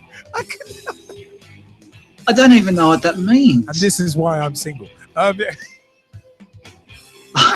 thought it was your dubious personal hygiene. But hey, if nobody else has mentioned it. Anyway, let's get on to the A-League wrap before I get cut off mysteriously. The A-League has been in recess for the last few months. We have a huge off-season.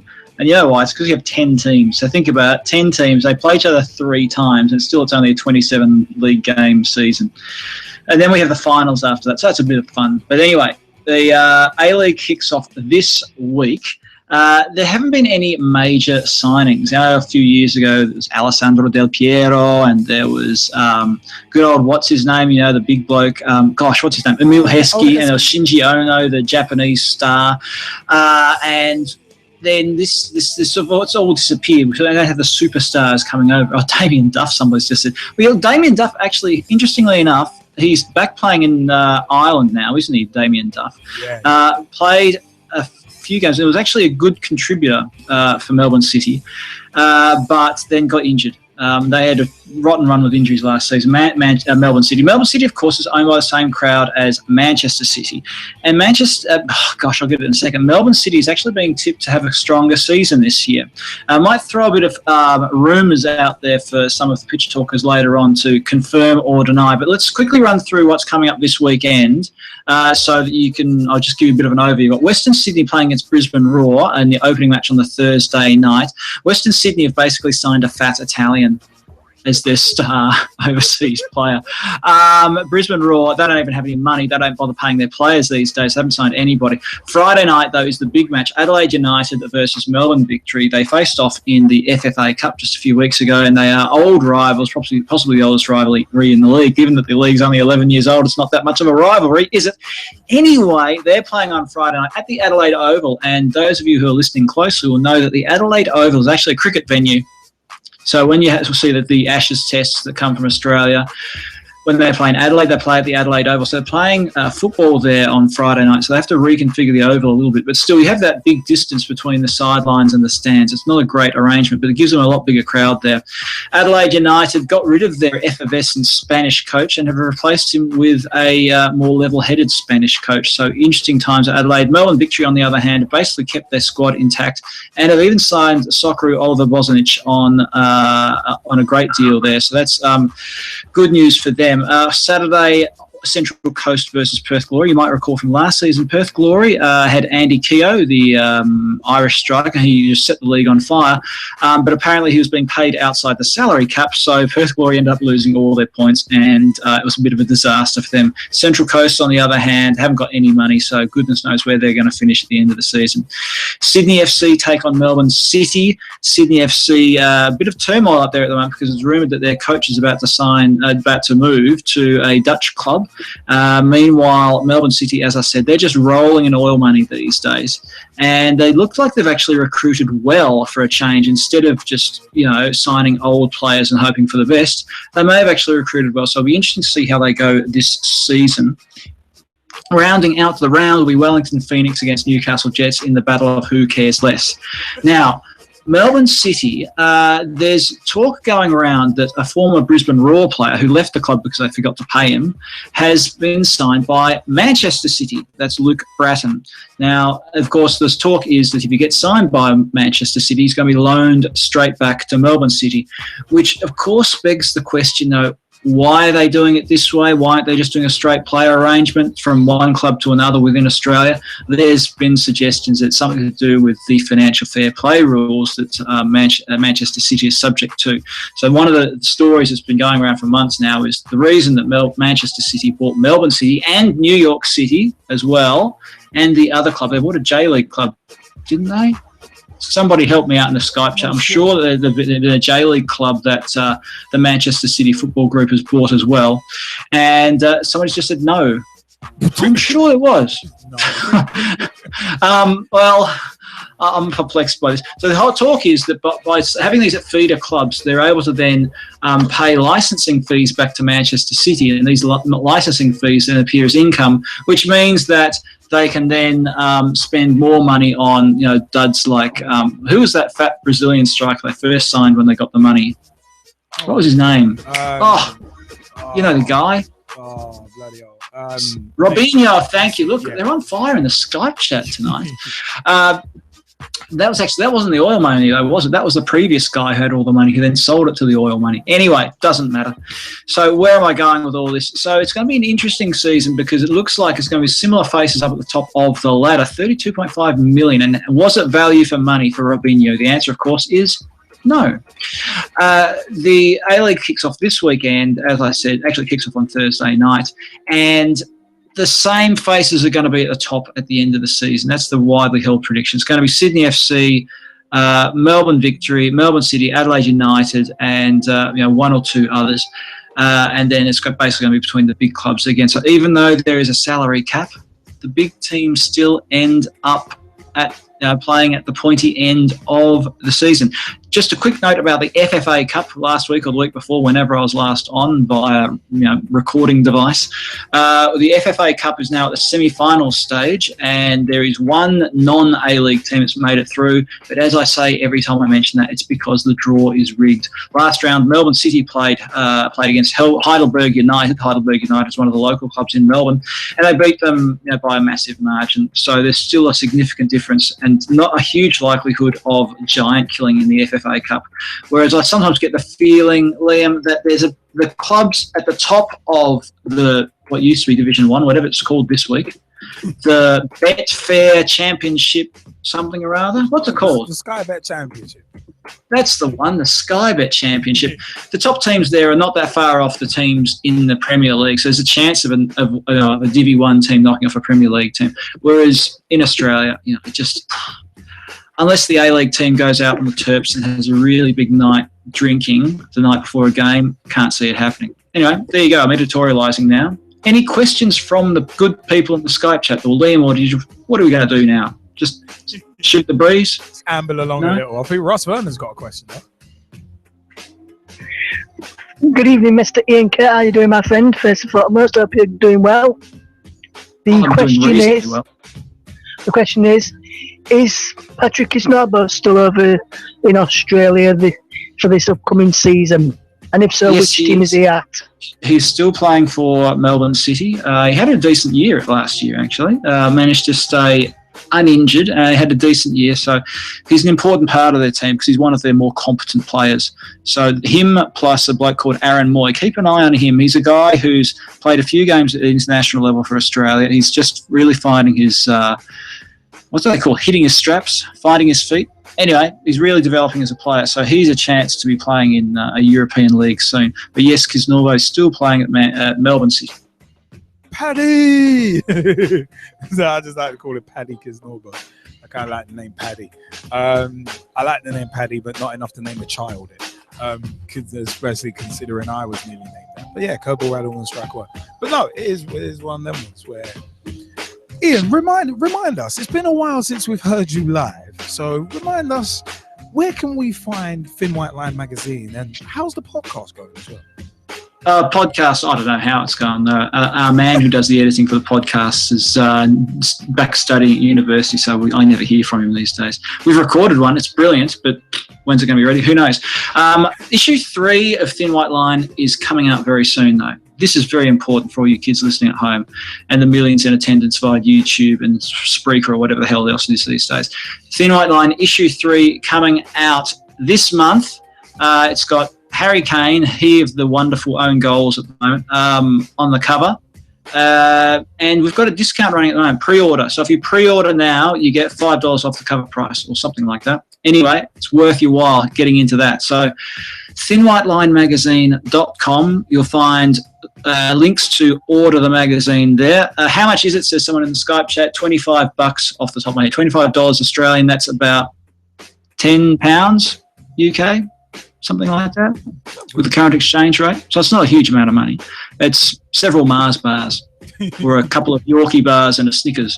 Anyway, thinwhitelinemagazine.com is where you'll be able to order the magazine. Where can you get it? Online, Brad. You can get it online at thinwhitelinemagazine.com. You guys are just putting these questions in there to interrupt me, aren't you? thinwhitelinemagazine.com. There's a link on the homepage there to buy at the discounted rate. So if you buy before we go to print, you pay less. You can also read various other articles we've got on there as well. Yes, Russ, there are still some T-shirts available. They're $30 off the top of my head, which is about, what, 12 £14 UK. I only got a few sizes left, so check the sizing before you click buy. Then we also have the Twitter account, which is Tweet White Line, TWEET White Line, and we're on Facebook at Thin White Line Magazine, and we're on Instagram, which is quite amusing. Look for Thin White Line on Instagram. See, people, that's how you can get in touch with Thin White Line magazine, and it's always well worth your while, especially the magazine as well. Remember, issue 3 is coming very, very soon, so it's one of them ones. You heard the roundup, buy the shirt, buy the mags. Just a quick mention about G-Man will appreciate this. The League Cup match, Spurs versus Arsenal, was on TV the other night, so I got the boy. Said, right, we're going to watch a bit of this. He fell asleep for the whole match. And at the end of it, I said, mate, you did the right thing. Oh Lord, his first. I thought he was going to say at the end of the day, you asked him, what does he think of Tottenham? What do you think of Tottenham? And he filled his nappies. Yes. Oh, we're not doing so bad. You know. Yeah. Anyway, doing better than Chelsea at least. That's enough from me. I'm going to sign off. Ian, thank you very much for the round up, the A-League roundup. Remember that A-League is starting back up this coming week, so it is one of them ones. It's fantastic. Big shout out. I said big time shout outs to Mr. Ian Kerr of Thin White Line magazine. Remember, at Tweet White Line on Twitter, facebook.com/Thin White Line magazine, and also thinwhitelinemagazine.com. Buy the shirts, buy the mags, and download the podcast as well. Big time shout outs. You know what? It is time for us just to take a quick little pause for the cause. But don't fear, never fear. We have still got a lot more show left. So we will be right back. We'll be back in a couple of minutes. See you in a sec. The football talk show that holds back nothing on opinions. Straight shooting LJA. Hi, I'm John Sitton. Grassroots coach Manisha Taylor. Hello, I'm Rob Perez. The G-Man. Samira Sonley of Motivate Sports and Fitness. Christian Carambeu. Matt Hodgson, director of the 4-year plan. We the people, for the people. Jazzy Fizzle. Your Monday night footballing fix. Make sure you join the revolution. The pitch is where we eat. The pitch is where we sleep. And the pitch is where we talk. Each and every Monday night of your lives. At youtube.com/pitch talk. For podcast links and information, check out our official website, www.pitch-talk.com. Your Monday night footballing fix, Pitch Talk, is brought to you by and in association with Talking Pie, a local podcast made by the fans for the fans of Notts County FC, hosted by Adam and Thomas Hewitt. Simply Exclusive Entertainment. If you need a party or rave film, go to sxemedia.com for more information.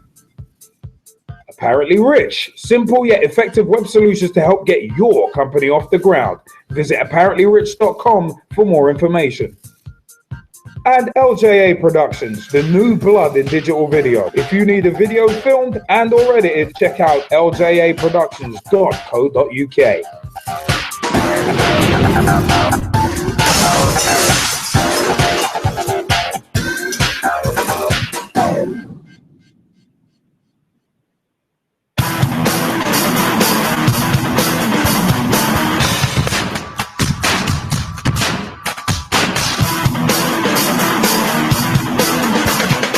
LJA Productions, the new blood in digital video, offering video production services such as video editing, video encoding for the web, including YouTube and Vimeo, audio recording, filming of interviews, promos, live events, and much more.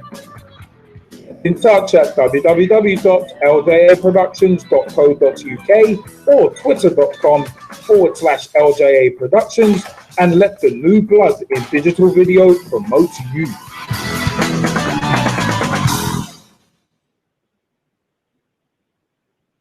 Pitch Talk is brought to you by and in association with the one-stop shop for all your coaching needs, Motivate Sports and Fitness. Check out motivatesportsandfitness.com for more information. The new football culture magazine, Thin White Line. Check out thinwhitelinemagazine.com for more information. Storm FM with new hot releases played daily. Feel the boom at stormfm.net. Two girls with their Bonnie Scotty trying to cover as much women's football as they can. Girls on the Ball. Check out girlsontheball.com for more information.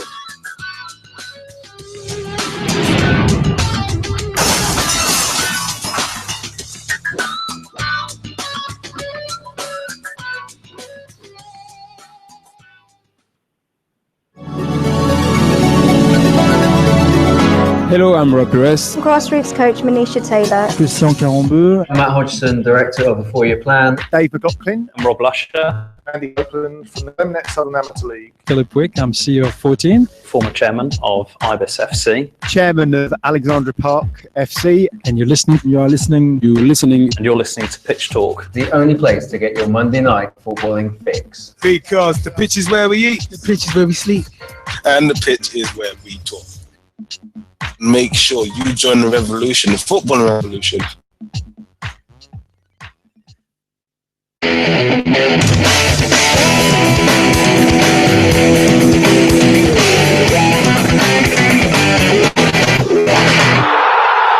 Gentlemen, talking points.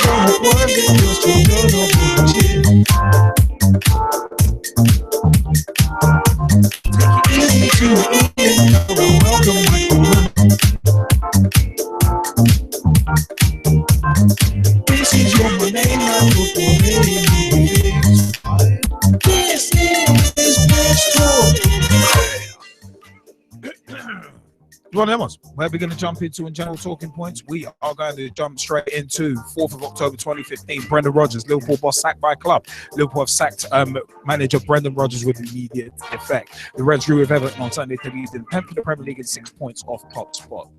Only 6. We're going to get into that later. Although this has been a difficult decision, we believe it provides us with the best opportunity for success on the pitch, said a club statement. The search for a new manager is underway, and we hope to make an appointment in a decisive and timely manner.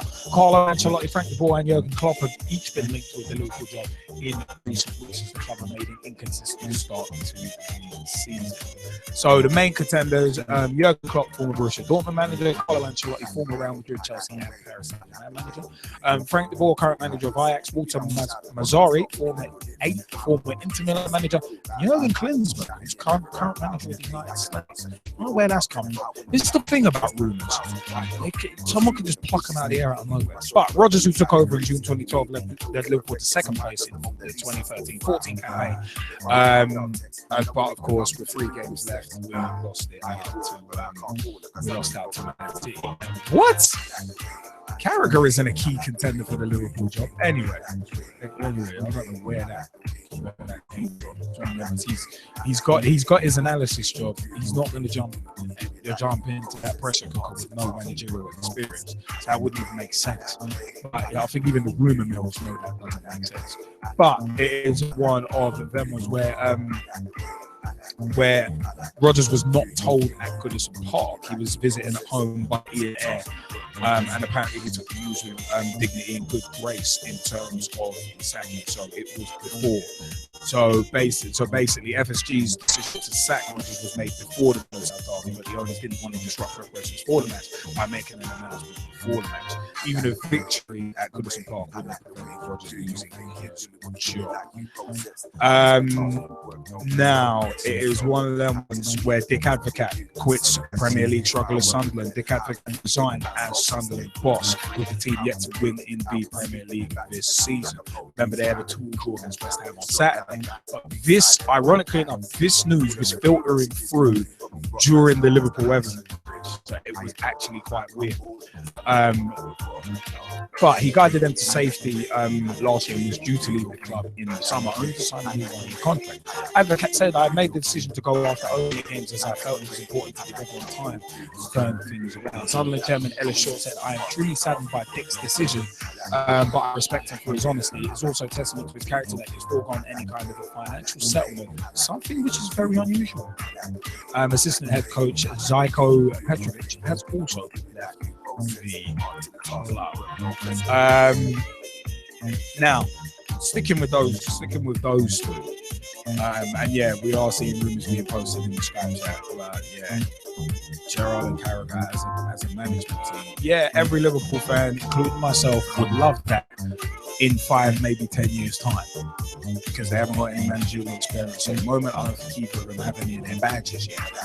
So, I mean, one hasn't even retired yet. So it's one of them flights of fancy right there. But Brendan Rodgers being sacked, somewhat of a surprise, but somewhat not of a surprise, because at the end of the day, as a Liverpool supporter, this stuff's kind of frustrating me, because everyone since the summer, it's been like, Rodgers is gonna get sacked, and it's like, okay, yeah, fine, but who's going to replace? That's one thing that a lot of football fans I don't think about, or they just throw the same names all the time out. Klopp has been linked with Liverpool since the summer, and it's only been what, in the last few days that Frank de Boer's been linked with the job, because he said he wants to manage in the Premier League. And it's like, yeah, instantly Liverpool. That's why I don't bother. That's why I don't bother with the parasitic media stuff. And Klopp isn't anywhere at the moment. That's the thing. I mean, it's one of them was free agent at the moment. De Boer's still doing this thing. It's one of them ones where it is one of them ones where I think. I mean, well, Klopp at Dortmund, he was one of them who stepped away from them. But the fact of the matter is, with these rumours, now that we've got the international break, there's a little bit of time to get stuff done. the latest rumblings are apparently that Liverpool have made contact with Klopp today. Now, yesterday, Sunday, 4th October, the rumor was that he'd already been offered a 3-year contract, him and an assistant. So these rumors are very inconsistent, which is why I have no time for rumors. Give me fact, and that's it. Fact is, Brendan Rodgers has been sacked. Little bit unfair to do it 8 games in, and one of the frustrations for me is doing these sackings 8 games in, is that whoever does come in has to, at least until January, at the very least until January, work with the same parts that a previous manager couldn't do that well with. So there's that. But also, in terms of January, it's one of them ones where every player that transfers in January, on a general basis, players are very overpriced. There are exceptions to the rule. Daniel Sturridge, Philly Coutinho, it's one of them was. Brendan Rodgers must be remembered for that. 2013 January transfer window, he smashed it, getting those two. 9 and 10 million respectively. But it is one of them ones where, for me, it's just weird. But I mean, at least Rodgers got 3 years and didn't get canned like Roy Hodgson after 6 months. But then we were in a relegation zone at that point, so that's a different animal. But the Dick Advocaat one was no real surprise.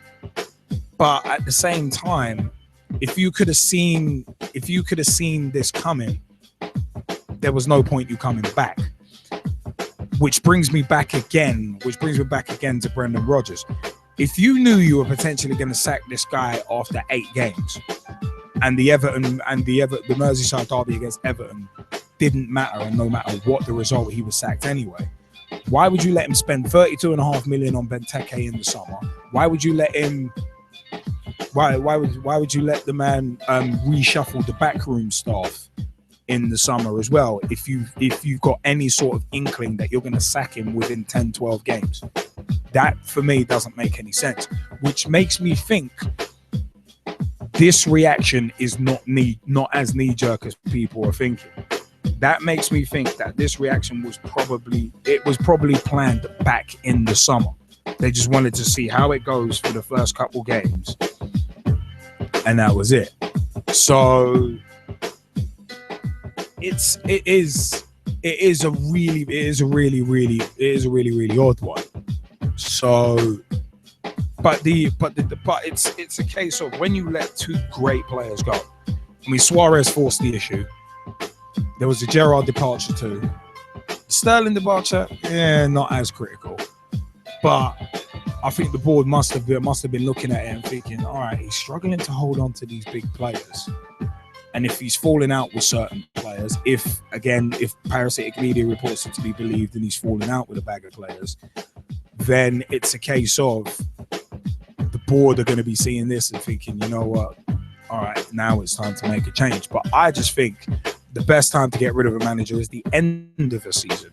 If not the end, then halfway through. Because at least halfway through you can say, right, all right, we've had you for half a season and it's still not working.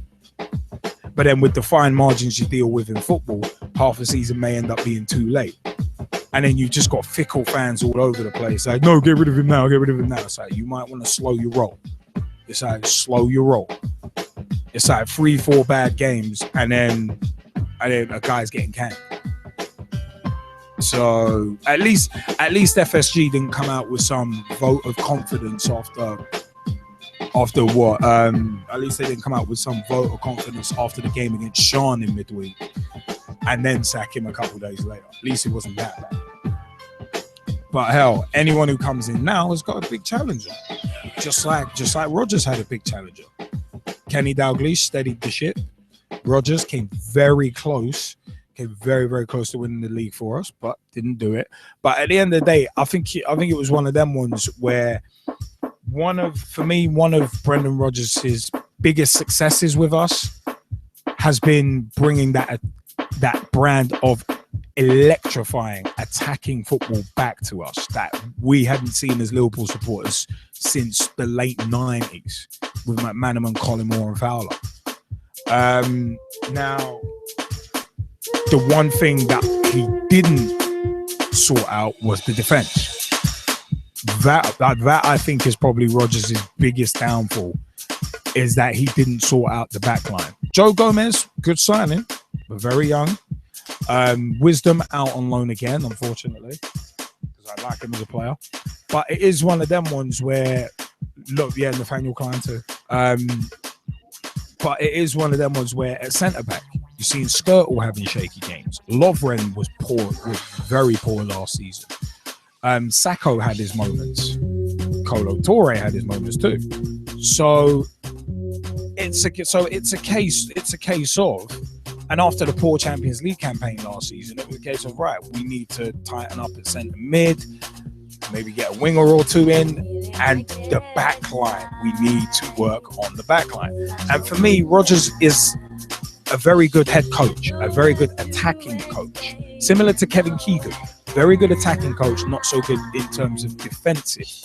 Because I think the stats were we've conceded almost as many goals as we've scored. There's like 20 goals in it, something like that. So that kind of tells you all you really need to know.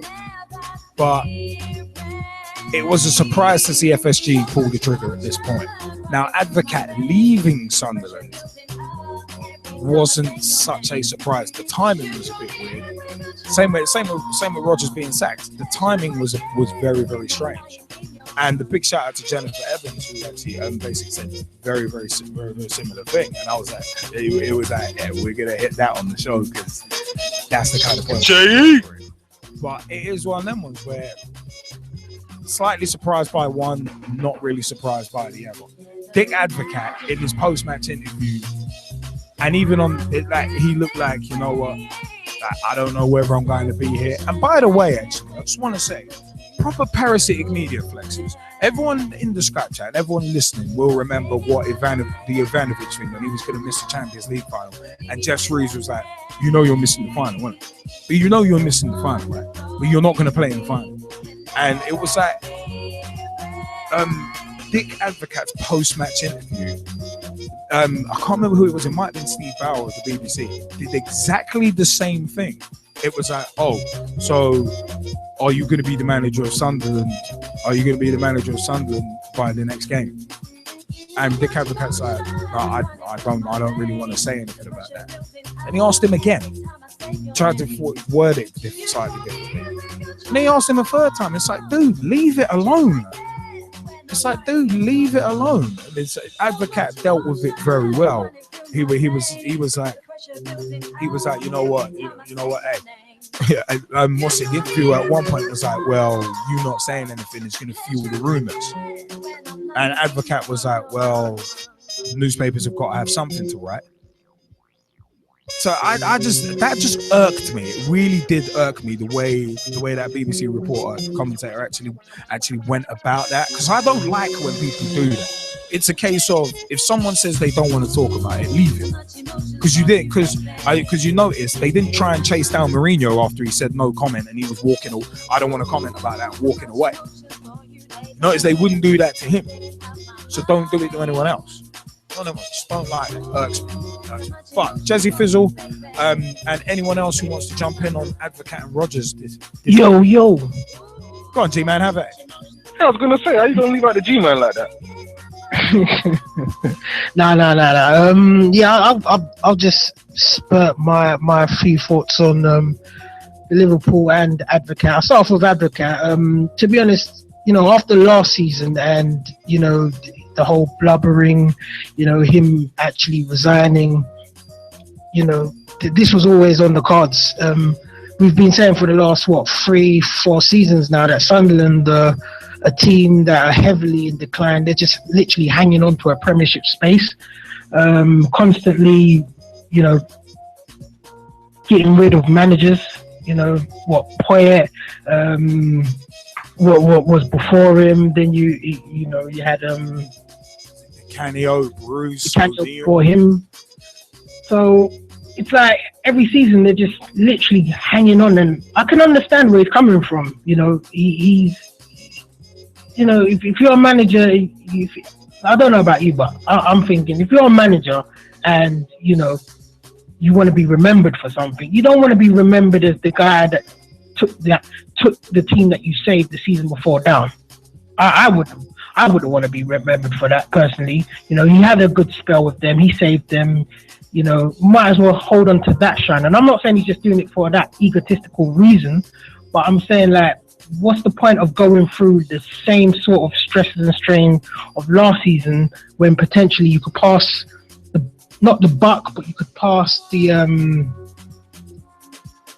pass the team on to someone else who probably might be able to reinvigorate the team, save the team, and then go on from there. Maybe the board might, you know, invest in the team, having seen for like I said, the 4th, 5th season in a row that, you know, no investment has led to just pure shambolic playing by a team of what I see as rejects. But moving on to Liverpool, I've got to agree with William. I think the Rodgers sacking was premeditated, like you said. I was thinking on the same lines that, you know, they've probably given him a time scale saying, look, you've got to get a certain amount of results in. If you don't reach that target, we're going to have to part ways. And the reason why I think that's happened is because if you remember at the beginning of the season or before the beginning of the season, they got rid of 2 of his coaches who were key to his backroom team.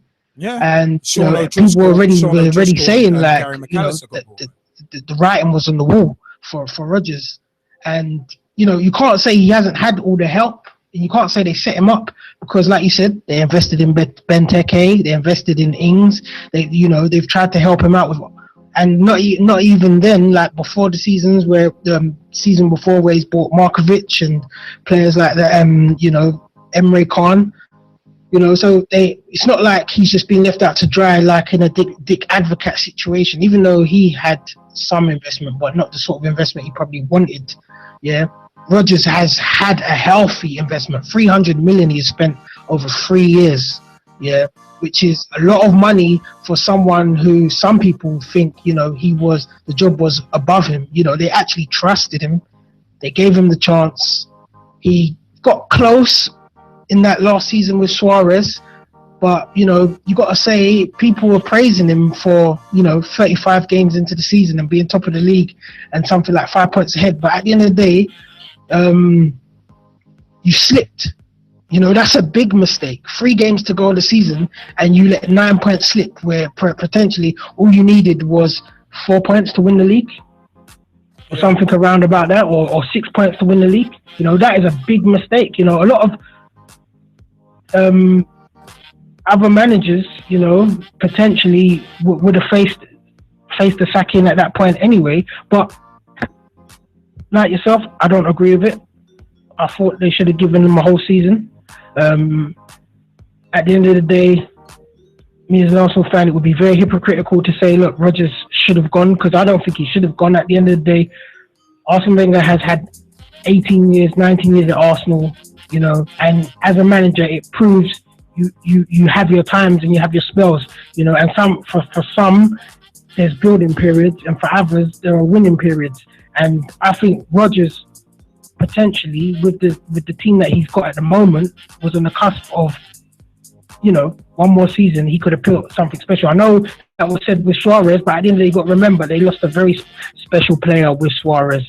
But I'll throw it over to Jesse. Jesse, you jumping in? And I'm going to make you all wait before. No, I'm kidding. I suppose I'm going to go to Advocaat first because I have a lot to say about Liverpool. I'm not surprised at him leaving. I'm not surprised by the timing either, personally. The thing about Advocaat leaving is that he's an elder statesman in football. Let's not forget that. He's had a glittering career, right? If he takes any jobs now, he's going to want a job that really is low pressure, that he can kind of, well, manage, for lack of a better term, right? It's not something that's going to stress him out, like this Sunderland job, right? I think there's a whole mentality that is really not working in and around the club at the moment. I'd actually argue in and around the northeast, right? Because you look at Newcastle as well. Newcastle are in a similar position. Well, yeah, there's both of the clubs in that area. Two between them. So Yeah, so it's like, well, you know, I'd say I can't blame him for walking away. He's got to think about the rest of his life, right? He's probably going to want to spend it with his wife and his grandkids and everything else. So sometimes you have to weigh it up, and I've said it more than once on this show. There's more to life than just football. And I think at this point in time, Dick Advocaat is thinking about the rest of his life more than he is thinking about football. And you know, I wish him all the best, and I thank him for all the memories, you know, because he really has been a very, very good manager.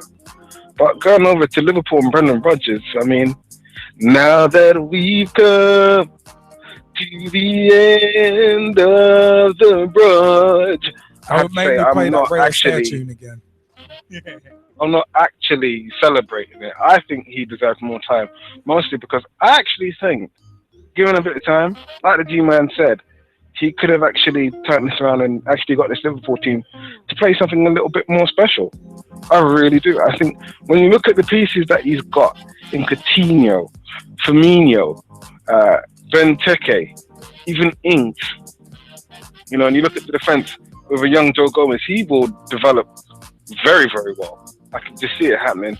And the same with Nathaniel Klein.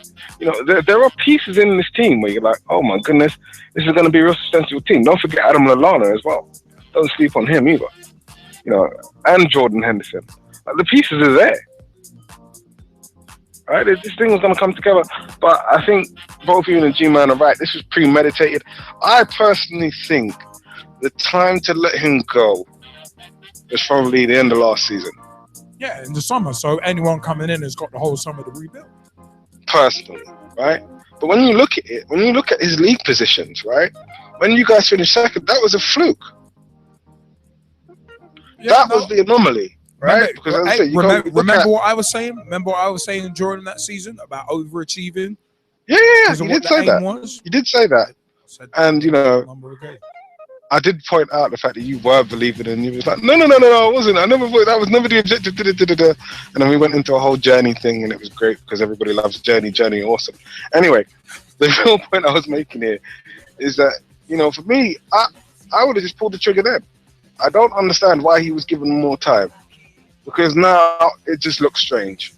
Right? Even if they've got their guy lined up, even if it is a Carlo Ancelotti or a young club, why not have had him in from the summer?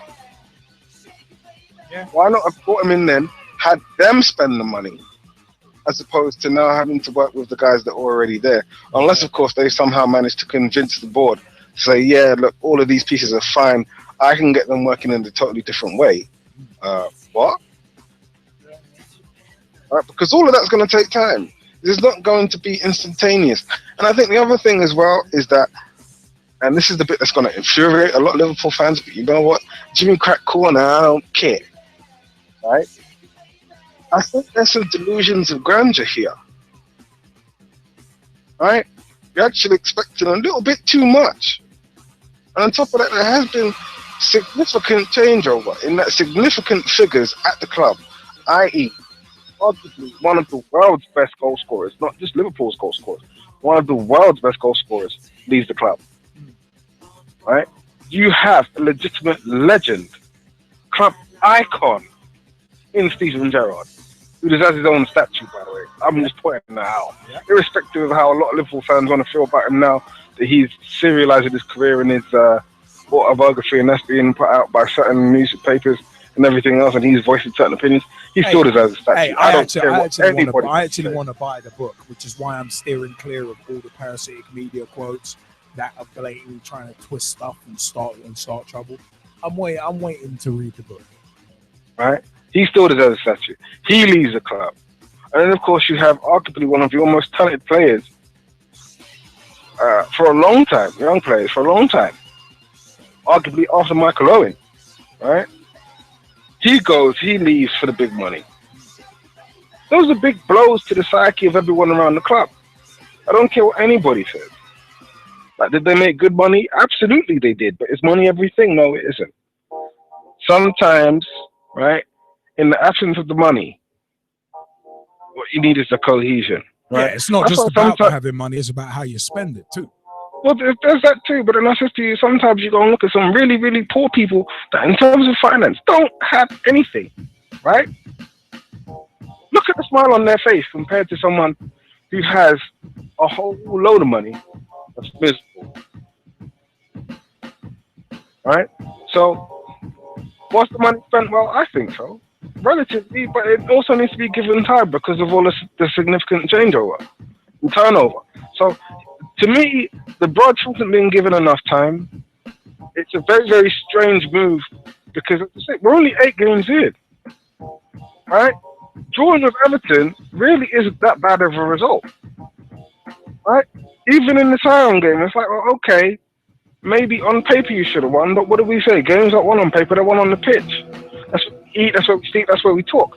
So, why not give him more time? But then this is the thing, though. Modern football is very, very short-termist. And also a lot of people have missed that. Even though, yeah, Brendan Rodgers it looks like he's made all the purchases. The fact of the matter is, he's been working under a transfer committee of about 5 people. Now, my belief is that any committee above 2/3 and you're asking for trouble.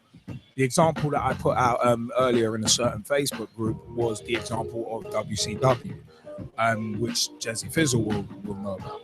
The case of WCW booking committee, I think there was like 5-6 people on there. You had Kevin Sullivan, James J. Dillon, Mike Graham, and then obviously you had Russo and Bischoff. From time to time as the heads of creative, so that's already 4 or 5 names. So it's a case of whenever you've got a committee that big, it's going to be so difficult to make decisions, let alone making them quickly and getting the players that you actually really want at the prices that you want.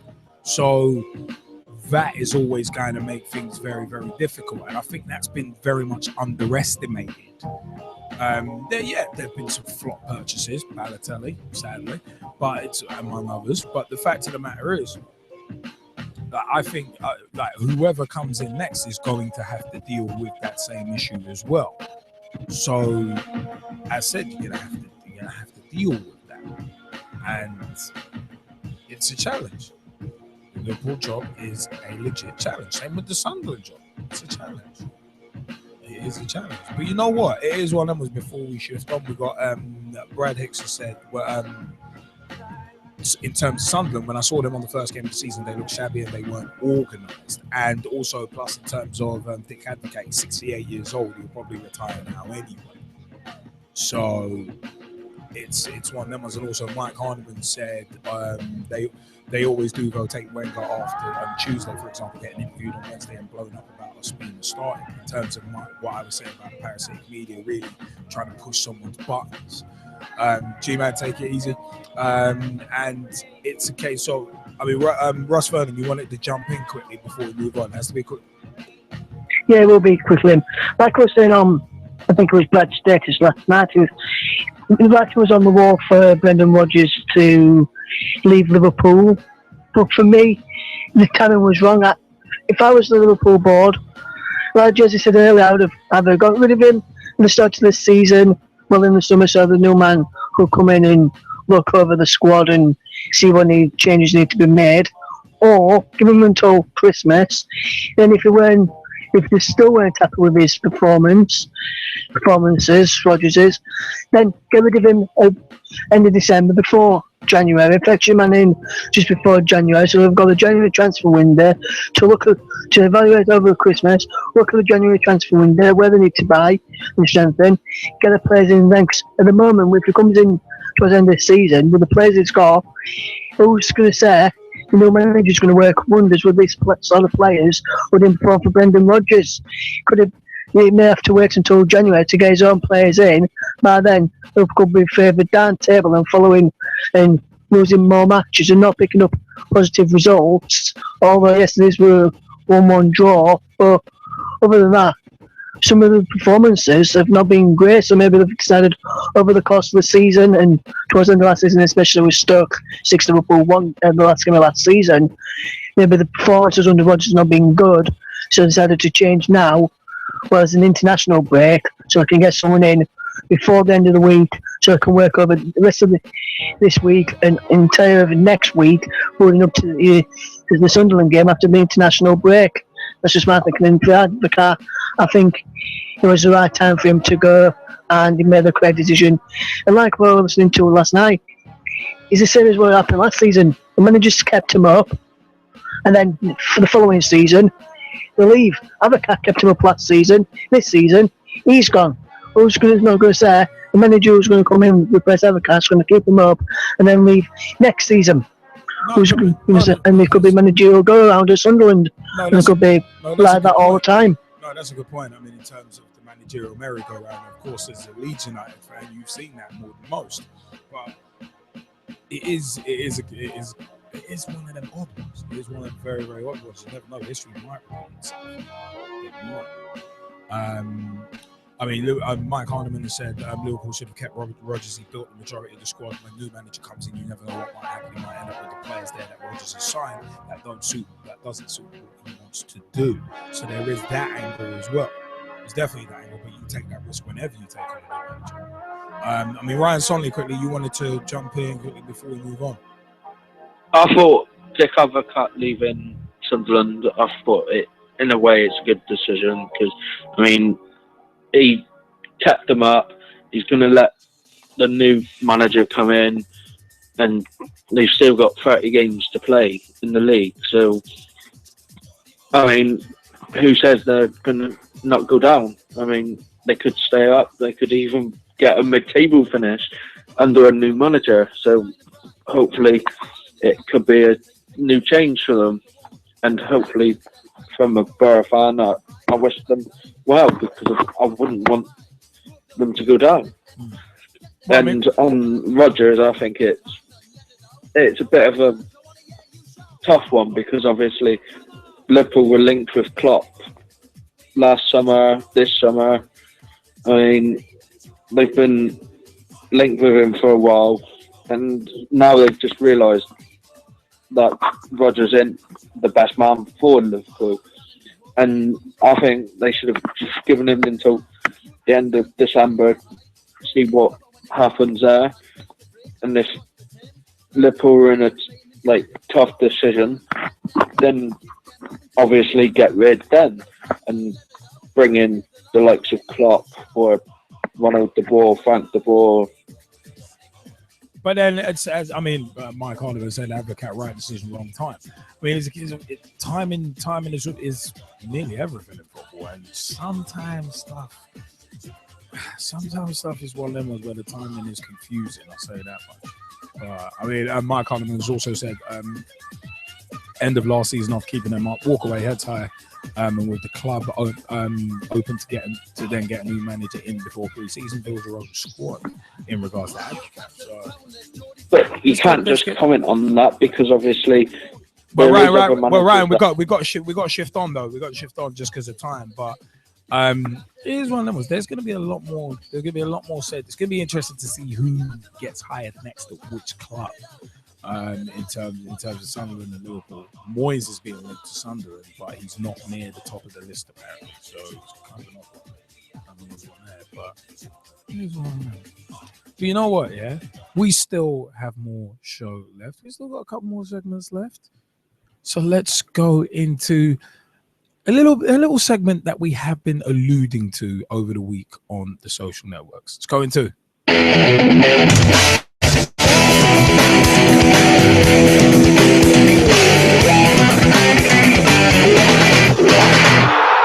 Pitch Talks special feature.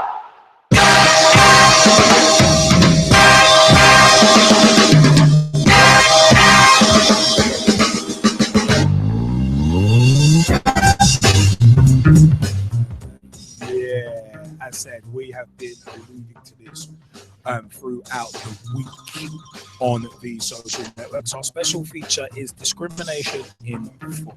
And where we're going to go with this, no FA action for Chelsea boss Jose Mourinho over Dr. Eva Carniero.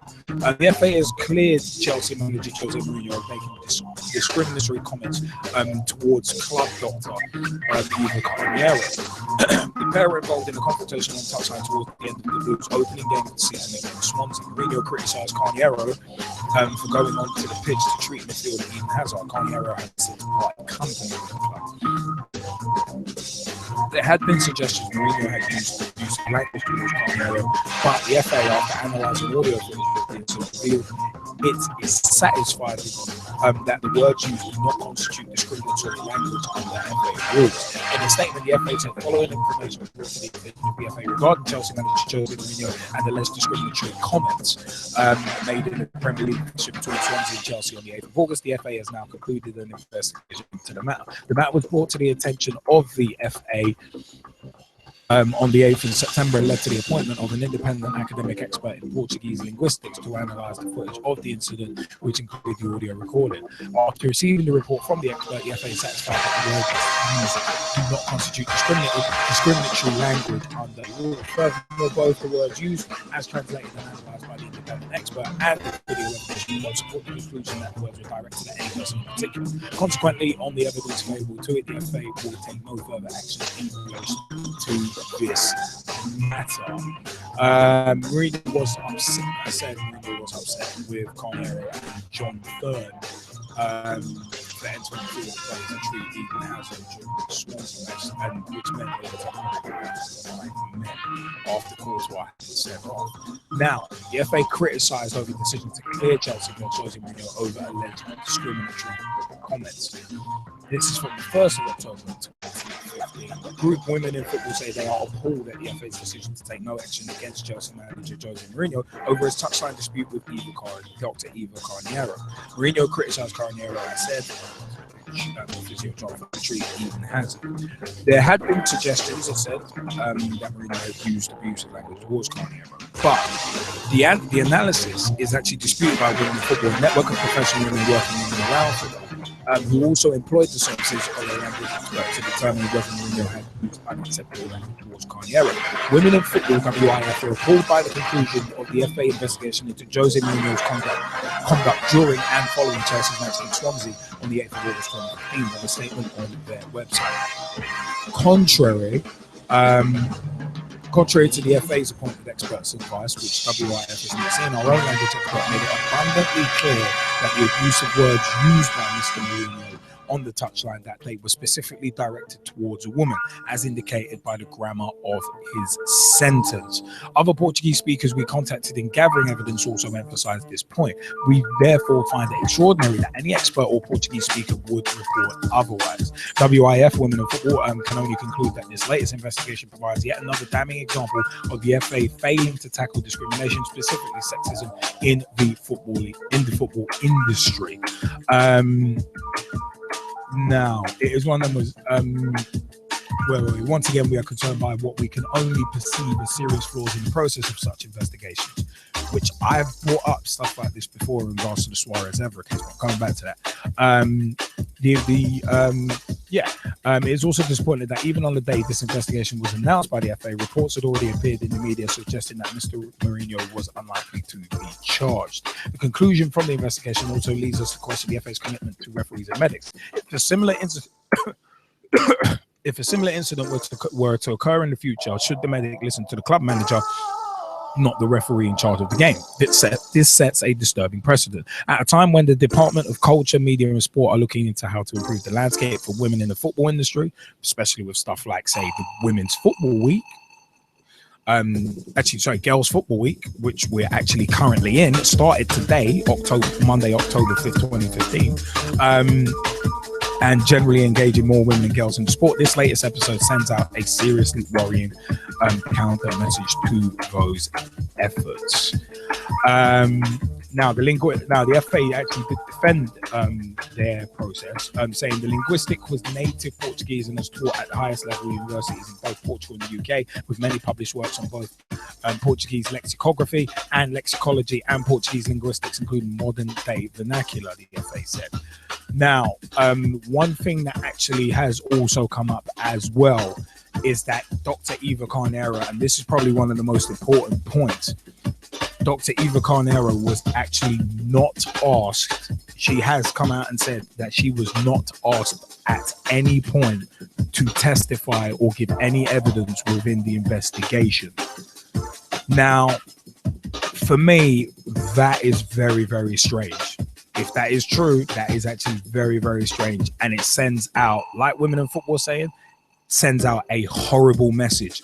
But you know what? We've seen this kind of thing before, where the FA have dropped the ball on a decision and they've come to a decision that, if they'd investigated properly, might have been a bit different. I mentioned the Suarez everything. There were a lot of holes within that investigation, which I went into at the time, and I won't go into it yet.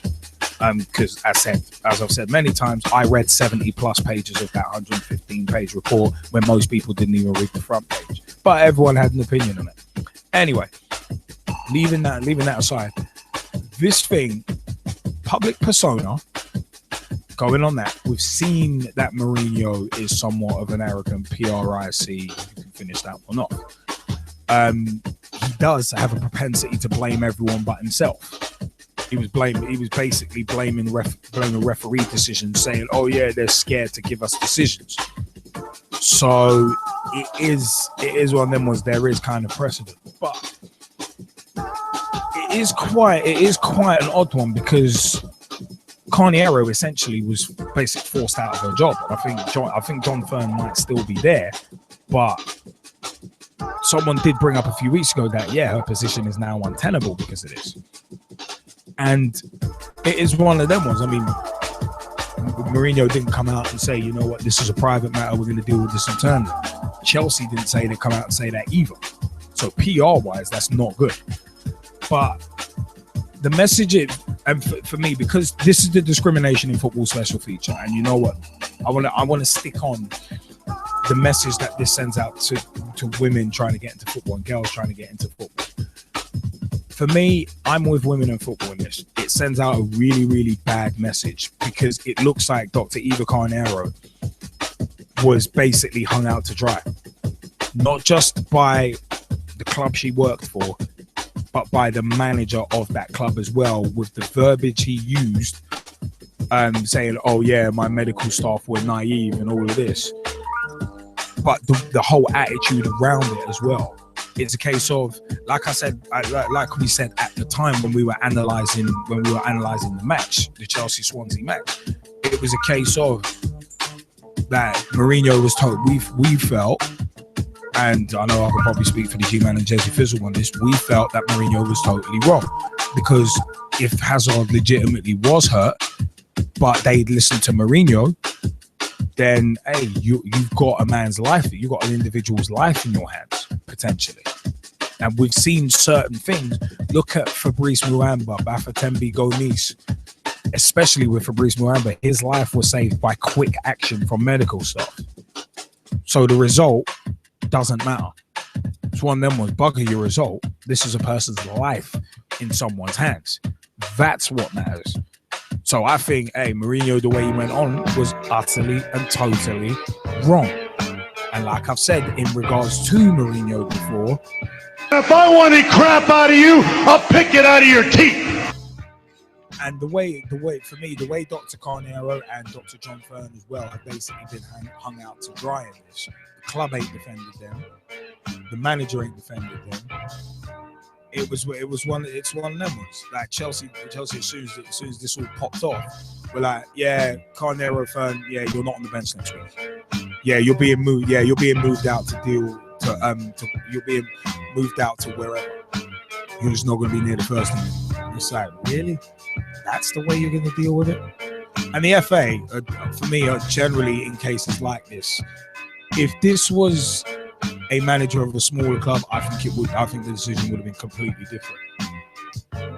And it's one of them. I'm not a fan of this. I really am not. It's sad to see, and even sadder to say. But once again, the FA have dropped the ball, and you could have women trying to get into football, seeing this and seeing basically what looks like the good old boy networks again running, and thinking, you know what? If a manager can get away with hanging out his medical staff like that, then no, you know what? I don't want to be a part of this. So, Jezzy Fizzle, what do you reckon about this before we throw out those strikes? No, I think all of the points are valid. You know, like when we break it down, I had to ask the question: how is she supposed to continue? Really, you know, if the club's not going to allow her to do so in the fashion that she did beforehand, then you know you kind of have to look at other options. And I look at the club and I say, you know, in terms of PR, in terms of law as well, I think the PR department probably got that one wrong in a major way. You know, they needed to do more to support her. I think the FA also got this one wrong because, you know, I think they could have played a major part in resolving this as the governing body, you know. And I also think that, you know, when you mentioned Eden Hazard and player safety, Jose Mourinho got it wrong. Do you know what I mean? Like, if it was a very serious injury, for example, like the one to Thibaut Courtois, where you're seeing them now struggle defensively, and I think that's a big part of why Chelsea are performing so differently this season. Thibaut Courtois is not in goal anymore; he's not between the sticks. You know, if that was the case, and if this Eden Hazard has a similar injury, then what happens to Chelsea? You see what I mean? And now, in terms of form, it's really indifferent at the moment, in that it doesn't really make that big a difference whether he's injured or not, because his form has been so poor. But at the same time, you know, in terms of the professional's career, it would be terrible. It's like when Luke Shaw had the tackle in the Champions League against PSV, right?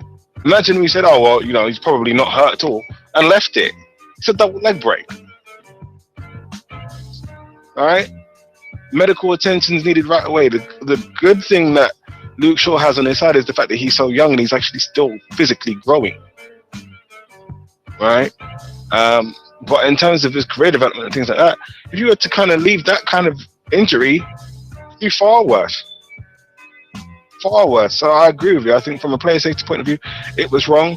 From a PR and legal point of view, it was wrong, and more needed to be done. I think the FA should have done more, but didn't. So there's lots of different instances where the ball has been dropped here. We're talking about how we want equality in football. This doesn't help with that at all. Doesn't help with that at all. And I want to know, you know, who in the FA is actually trying to champion this, because from this particular incident alone, I don't see anybody doing that. I said it, for me, it looks like they're dropping the ball once again. And I don't like repeatedly saying that the FA are dropping the ball. I'd rather be praising them, but you can't in this. And also one thing that's been peculiar, where are the Premier League in this?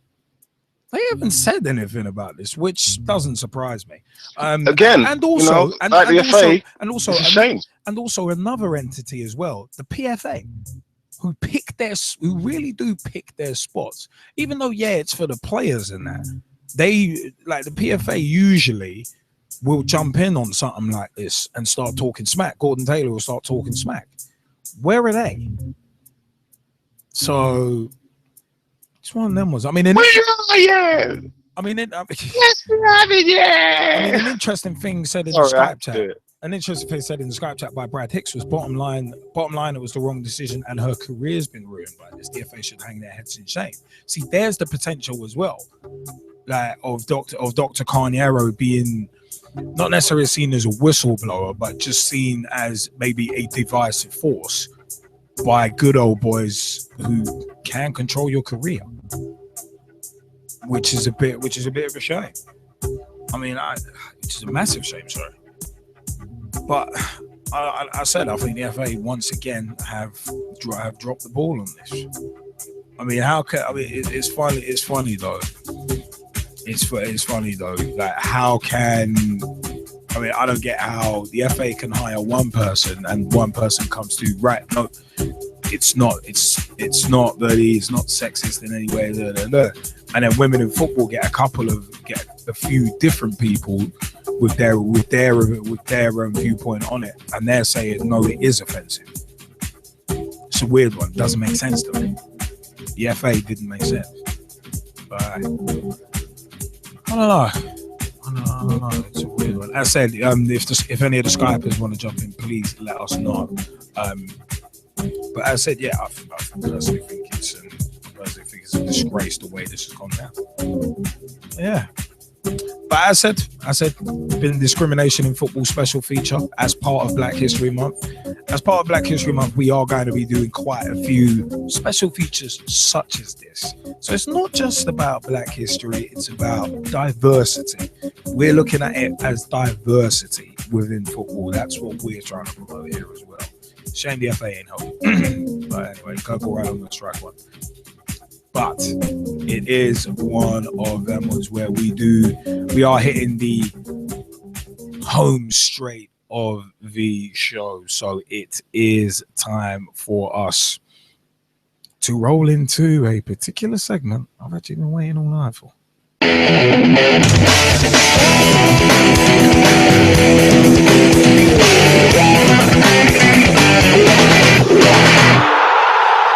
Grassroots.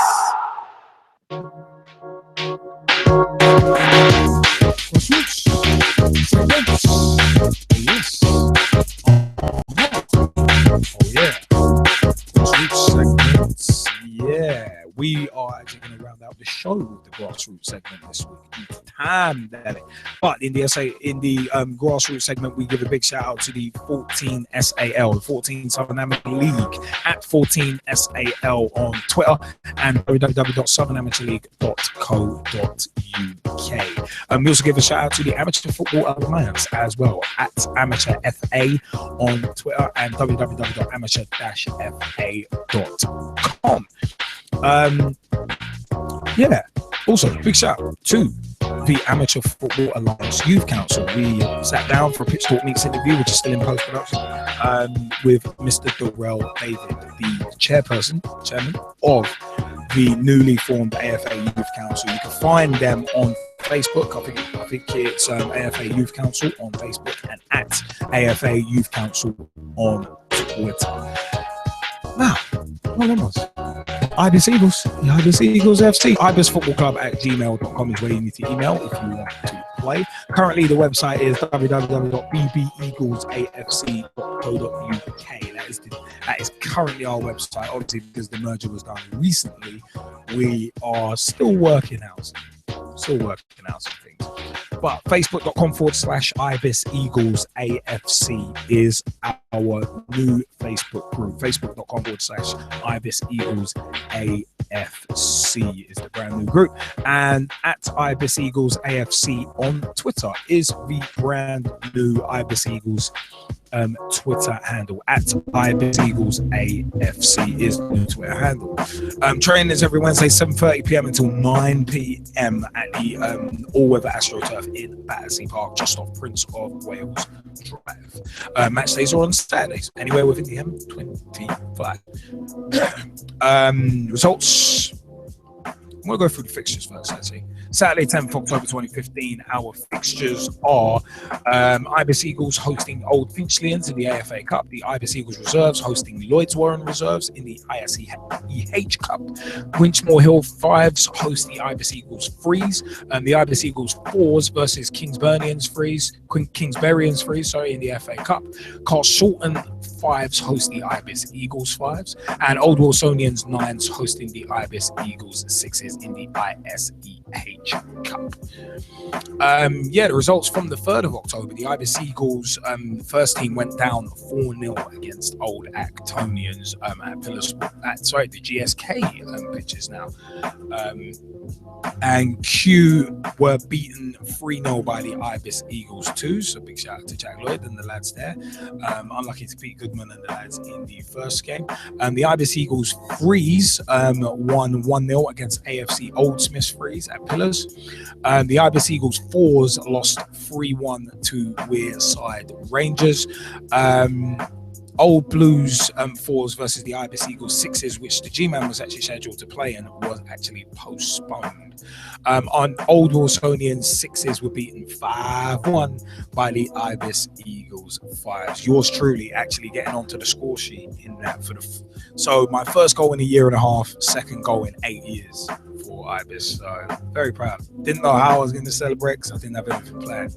But I said big time shout out to Poya. Put it right there, and it was like, I think a couple of the guys were actually surprised that I actually got up that much in terms of a leap to header it in. But it was one of them was wouldn't be denied. The header was from about 6-7 yards out. So there was a guy on the line, the keeper trying to scramble for it as well, but they couldn't stop it, Daddy. My goal was actually the 4th goal of the match as well. So it was great to get the win. My new position as centre back.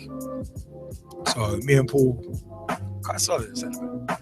But yeah, we've got Carl Shorten away, which is an absolute trek, but looking forward to the game. It'd be another physical one. Hopefully not stupid like last year where the ref lost control.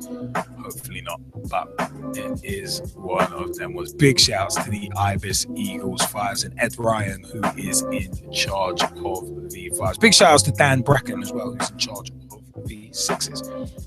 But yeah, it looks like I'm going to settle in and play alongside the 5s team this season. So, well, that was happy with it. But yeah, big time shouts actually to Hackney Wick FC as well. www.hackneywickfc.com. If you want to play for them, go to their contacts page or tweet them on @HackneyWickFC on Twitter. Also big time shout out to @BeautifulGame15 on Twitter, and Two Men in Search of the Beautiful Game on Facebook. That's Daniel Magna and Tom Sparks as well. @Rana_Banana. She is the chairperson of Hackney Wick FC. Yeah. Also big time shout to where are we going? Plymouth Argyle FITDC. Contact Graham Isles on 07894 84878. 07894 584 or you can contact him on Facebook as well. We haven't actually got those details to hand at the moment, but yeah, they're looking for new players of all disabilities. They had a friendly tournament. Prem 1 won all 3 games. Prem 2 1-1, drew 1, lost 1. Champ drew 1 and lost 2. And League 1 managed by Ryan Sonley. Won 1 and lost 3. So yeah, as I said, if you want to play for Plymouth Argyle FITDC, contact Graham Isles on 07894 584 878. We'll hopefully include them FB details there as well. Also, big shout out to Leeds Ladies FC as well. Contact details: Chairman Gary Cooper, facebook.com/Gary.Cooper.733076 or @BillyIsGod on Twitter. The website is leedsladiesfc.co.uk, instagram.com/LeedsLadiesFC and @LeedsLadiesFC on Twitter. Facebook is facebook.com/Leeds United Ladies as well. As said though, in relation to grassroots football, we are currently not just at the beginning of Black History Month, but we are currently at the beginning of Girls Football Week, which runs from the 5th to the 11th of October.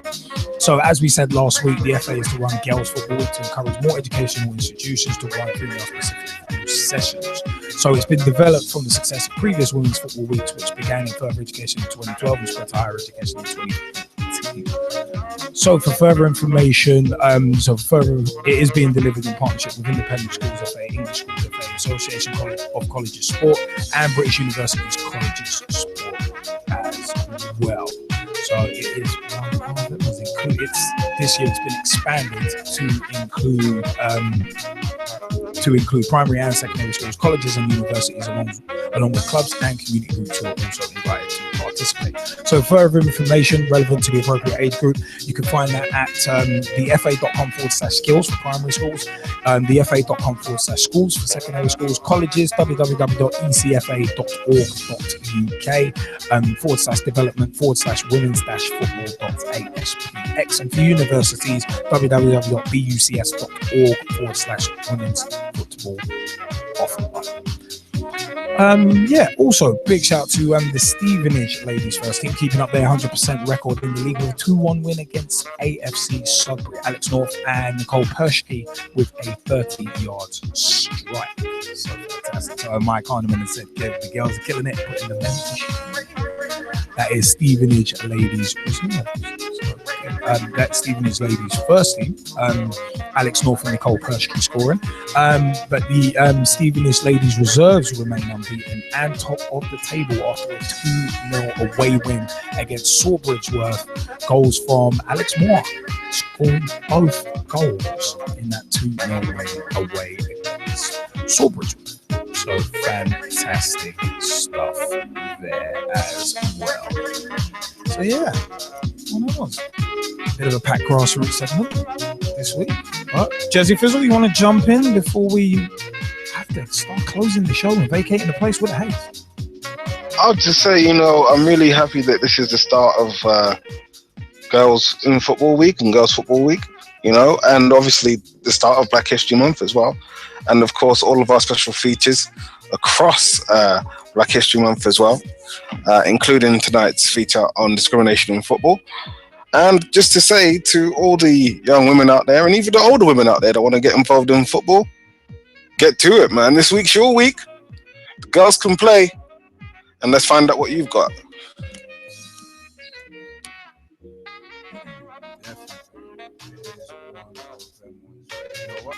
Show us what you got. Yeah, get involved. Get involved. That is the way to do it. Get involved. But you know what? Due to time, it is one of them ones where we do have to start vacating the place with AA. So it's time for it's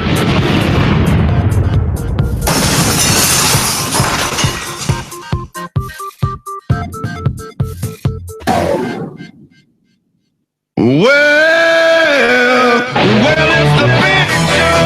Hi, I'm John sitting here with Gavin, Liam and Gerald on Pitch Talk.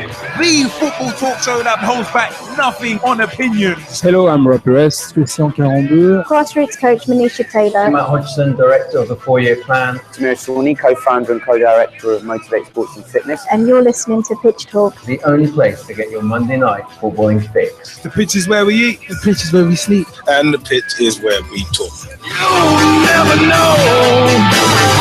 You won't see it coming. But I promise you'll know. This is Pitch Talk. Ladies and gentlemen, boys and girls, children of all ages, straight shooting out in ADG, and Jesse Fizzle, proud to bring to you the football talk show that pulls no punches and holds back nothing on opinions. Why? Because the pitch is where we eat. The pitch is where we sleep. And of course, the pitch is where we talk. Or in the case of Jesse Fizzle in regards to Arsenal v Man United. I don't want to talk about it. No, I don't. Wanna talk about it. No, I'm not too. One of those devils, but you know what? I'm still salty, man. I know. It's like rub it in, rub the soul in. But it is on that was where www.pitch-talk.com is the official website. Find out about everything Pitch Talk there. Facebook.com/Pitch Talk as well. Become member of the community. Join the footballing revolution we are working so hard to create. Also is one of those where we are on Google Plus. Pitch Talk Live on Google Plus. 07535 804 466 07535 804 466 is the mobile number. Call us, text us, let us know your views. If you text, leave your name at the end of the text, just like Tom Wood did earlier. So big shout out to Tom Wood. Also, Kieran Riley gave us a little call in earlier as well. So big shout out to him. Also, it is on Twitter.com/PitchTalk or at PitchTalk on Twitter. Tweet with us, follow us, see what we are up to.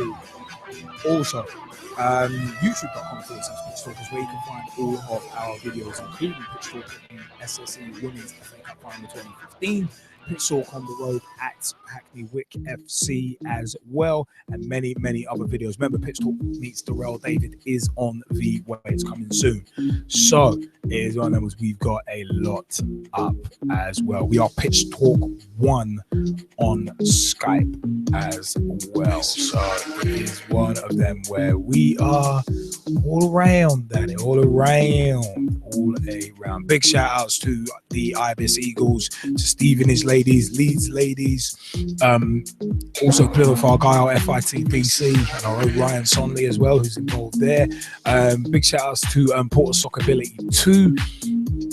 Also, big time shout outs to Finn White Line Magazine at Tweet White Line on Twitter, finnwhitelinemagazine.com, and facebook.com/Finn White Line Magazine. Also, massive shout outs to Girls on the Ball, at Girls on the Ball on Twitter, girlsontheball.com, and also facebook.com/Girls on the Ball. If you want updates on FA WSL matches, WPL matches as well, and much, much more in terms of women's football. Sophie and Rachel, and of course, Pitch Talk's favourite rabbit, Scotty. They are the women's football aficionados. Get in touch with them. We do have a Pitch Talk meets with them, which is up on YouTube as well. So have a look at that. Oh, bloody hell. Also, big shout out to Samir Sawney of Motivate Sports and Fitness at Motivate SF on Twitter, motivatesportsandfitness.com, and facebook.com/Motivate Sports and Fitness. So, big time shout outs also to at Beautiful Game 15 on Twitter and facebook.com/2 men in search of the beautiful game as well. You know what? It is one of them ones. I have been straight shooting LJA. And as always, I've been Jazzy Fizzle. From us too, from the G-Man too, as well. It's one of them ones. We have been your Monday Night Footballing Fix, joined by Kieran Riley, Ryan Sonley, Russ Vernon, Mike Harniman, Brad Hicks, Lily Alumi, and more as well. Big shout outs to those silent listeners. We'll try and convert you to vocal listeners because we'd love to hear you, and also we'd love to get your views on the socials as well. Big shout outs also to Ian Kerr as well.